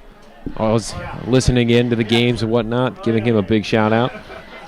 Yep, and great guy. Shout out to whoever can fix my glasses because they're entirely too tight to my face right now. And I have a giant throbbing headache thanks to that. So yikes. Shout out to whoever can fix that situation. A lot of shout outs. I love it though. 41-20 ball game. 2 minutes left to go here as we have pass to number 1 here. And Webster, his first catch of the game. Second catch, excuse me. Khalil Webster had a catch of 5 yards earlier on in this game, but brings in that one. That's going to be enough for a Golden Eagle 1st down. 1:54 and counting left to go here in this one. Just about all spoken for here. They're just trying to salvage what they can here. But I mean, Dylan, homecoming next week, it's going to be a fun time. Yeah, definitely. Big homecoming game against Gannon. Lone Star concert coming up after that, so if you're in the area, you might have to check that out as it's going to be a reception for Malik McGriff. Another 1st down there for Clarion, but it's going to be a little too late here as the ball is now crossing the 45 to the 46-yard line, still in Clarion territory. It's going to be a busy week for CUTV, Dylan. Of course, we've got homecoming hockey on Tuesday. And it will. High school football game at Carmichael's on Friday. What am I talking about? Clemens drops back to pass on 1st and 10. Deep across the middle there. It'll be caught as it went through the hands of Aaron Brown. It'll be caught by number 6, Luis Alfonso, inside California territory. And a bit of a surprise here. Clarion's hurrying up. They're trying to get some more points up on the board here. I mean, at this point, you would think that they want to try to, maybe get a couple more points on the board here. Ease the scoreline a little bit. You can't fault them. They're playing the full time that's given to them. You can't really fault that as Clemens now drops back to pass. Going to keep it himself. Lots of room to run. Be taken down by the Vulcan return man. And that is D'Angelo Mitchell. There's a gain for Clemens inside the 10 down to the 6-yard line. As Clarion's going to call a timeout with 42 seconds left to go. Nice little drive here against California's second teamers for Clarion. Yeah, really making some surprising moves here. And this is a nice drive here for Clarion. They're really trying to get some momentum on the offensive end heading into their next game because it's been a kind of a flat performance offensively for them, especially in the first half. They come here in the second half, put together some nice plays, and actually, I believe, outscored California here in the second half. So trying to just get that momentum up for the next game. And, of course, that next game will be tough one. It's going to be at IUP. Well, it will be a tough one. What, IUP losing the last 2 games? I mean, you never know. IUP is going to come out hungry next week, of course, looking to pick up a win. We're about to head back to action here before this one wraps up. 42 seconds left. Ball at the California 6-yard line. 2nd down and 4 from the 6. Clemens drops back to pass, looks to his right, pump fakes, now goes in the corner of the end zone there to Webster, and that pass is incomplete. Incompletion will stop the clock with 38 seconds left to go. We'll see what these Golden Eagles can draw up here. And there's actually a soccer game coming up after this, and wouldn't think we'd be getting so close. I believe it starts very soon. Yeah, directly after this game, so clear the field off, and might have to start a bit late thanks to the storms today here in northwestern PA. Okay, that was Spinal Tap. As Clemens I'll never get that South African accent. I'll never get it. drops back to pass, gonna get hit in the backfield and dropped. There's a ball came out at the end and make it another turnover here for Clarion. See what they say. They will say you'll be in a flag late. I mean, see what another personal foul probably, because these officials today have loved to call that personal foul. Fourth down. And will be a fourth down. Yeah, there will be a fourth down because they said the runner was down. Let's see what who got the personal foul, because there's been about 1 million personal fouls here in this game. No, I'd call it. Give it a sack. And I haven't really seen anything that displays really deserving of a personal foul. Have you, Colin? Not lately, no. They've been calling it tight, so must be some words said that they don't appreciate. It's one of those things you really can't tell unless you happen to be on the field yourself. After the play is over, unsportsmanlike conduct. Say unsportsmanlike conduct against Sheed Page Jones, a sophomore out of Woodland Hills High School. So I'm interested to see, do we have a way that we can look at how many personal fouls have been called today? Do we have that in the stats? I don't think we would want to know, and I don't think we can find that out, but I would like to know. As it's going to be passed in the corner of the end zone, will be brought in for a touchdown. Khalil Webster catches the touchdown here in garbage time. 41-26, California still up ahead. Colin, that's just play here against California's second teamers. I mean, the offense is just trying to get what they can. Yeah, just trying to get what you can here. Capped off a nice drive for your offense, giving you a little bit of a confidence boost. Perhaps scoring the final points of the game here. It's a cool Clarion flag they have down here along the sideline. That it is. We're actually going to stick with you. Not go to commercial here since we'll be right back for the end of this game as the kick is up, and it is good.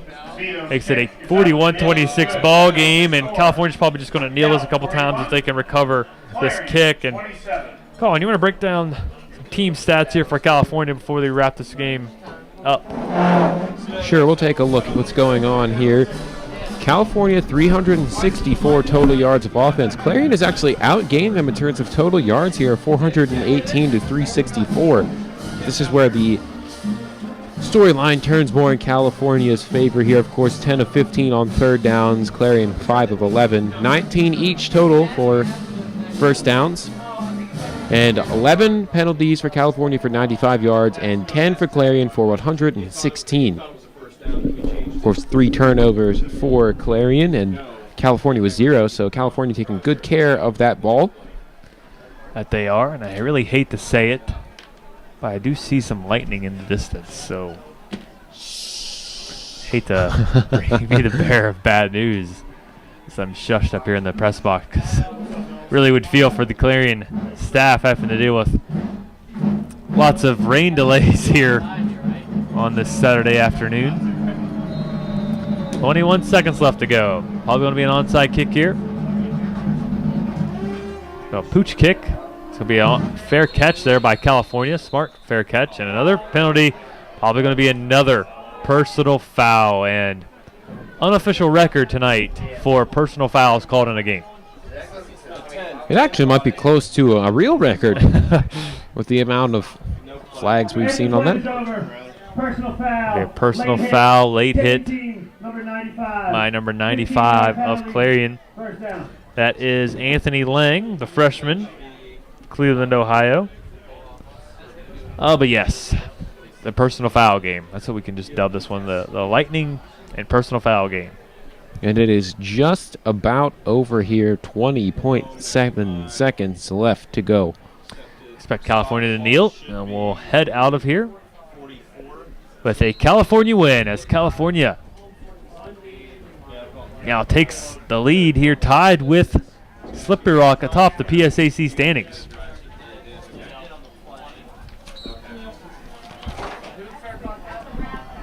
As that will do this game as California takes the knee and rushes out to shake hands here in this one. California now heads to 3-0 in PSAC West, 5-2. Excuse me, 5-2, 4-2 overall. So California, Slippery Rock getting big wins today. Those two teams tied atop the PSAC West standings, Colin. Yeah, it's going to be one heck of a showdown towards the end of October. We've got a couple of games first against some Erie County-based schools, as next week will be homecoming against the Gannon Golden Knights. And don't forget, homecoming hockey on CUTV will be Tuesday evening. High school football Friday night. Vulcans game on Saturday afternoon. And, of course, the homecoming parade all live on CUTV. Yeah, so be sure to check that out. Radio will be back at the game next week, so be sure to check that one out as well. Probably me and Danny Beck on the radio call. Thank you guys for listening. It's been a presentation of Vulcan football here on 91.9 FM, WCAL, the Vulcan Sports Radio Network.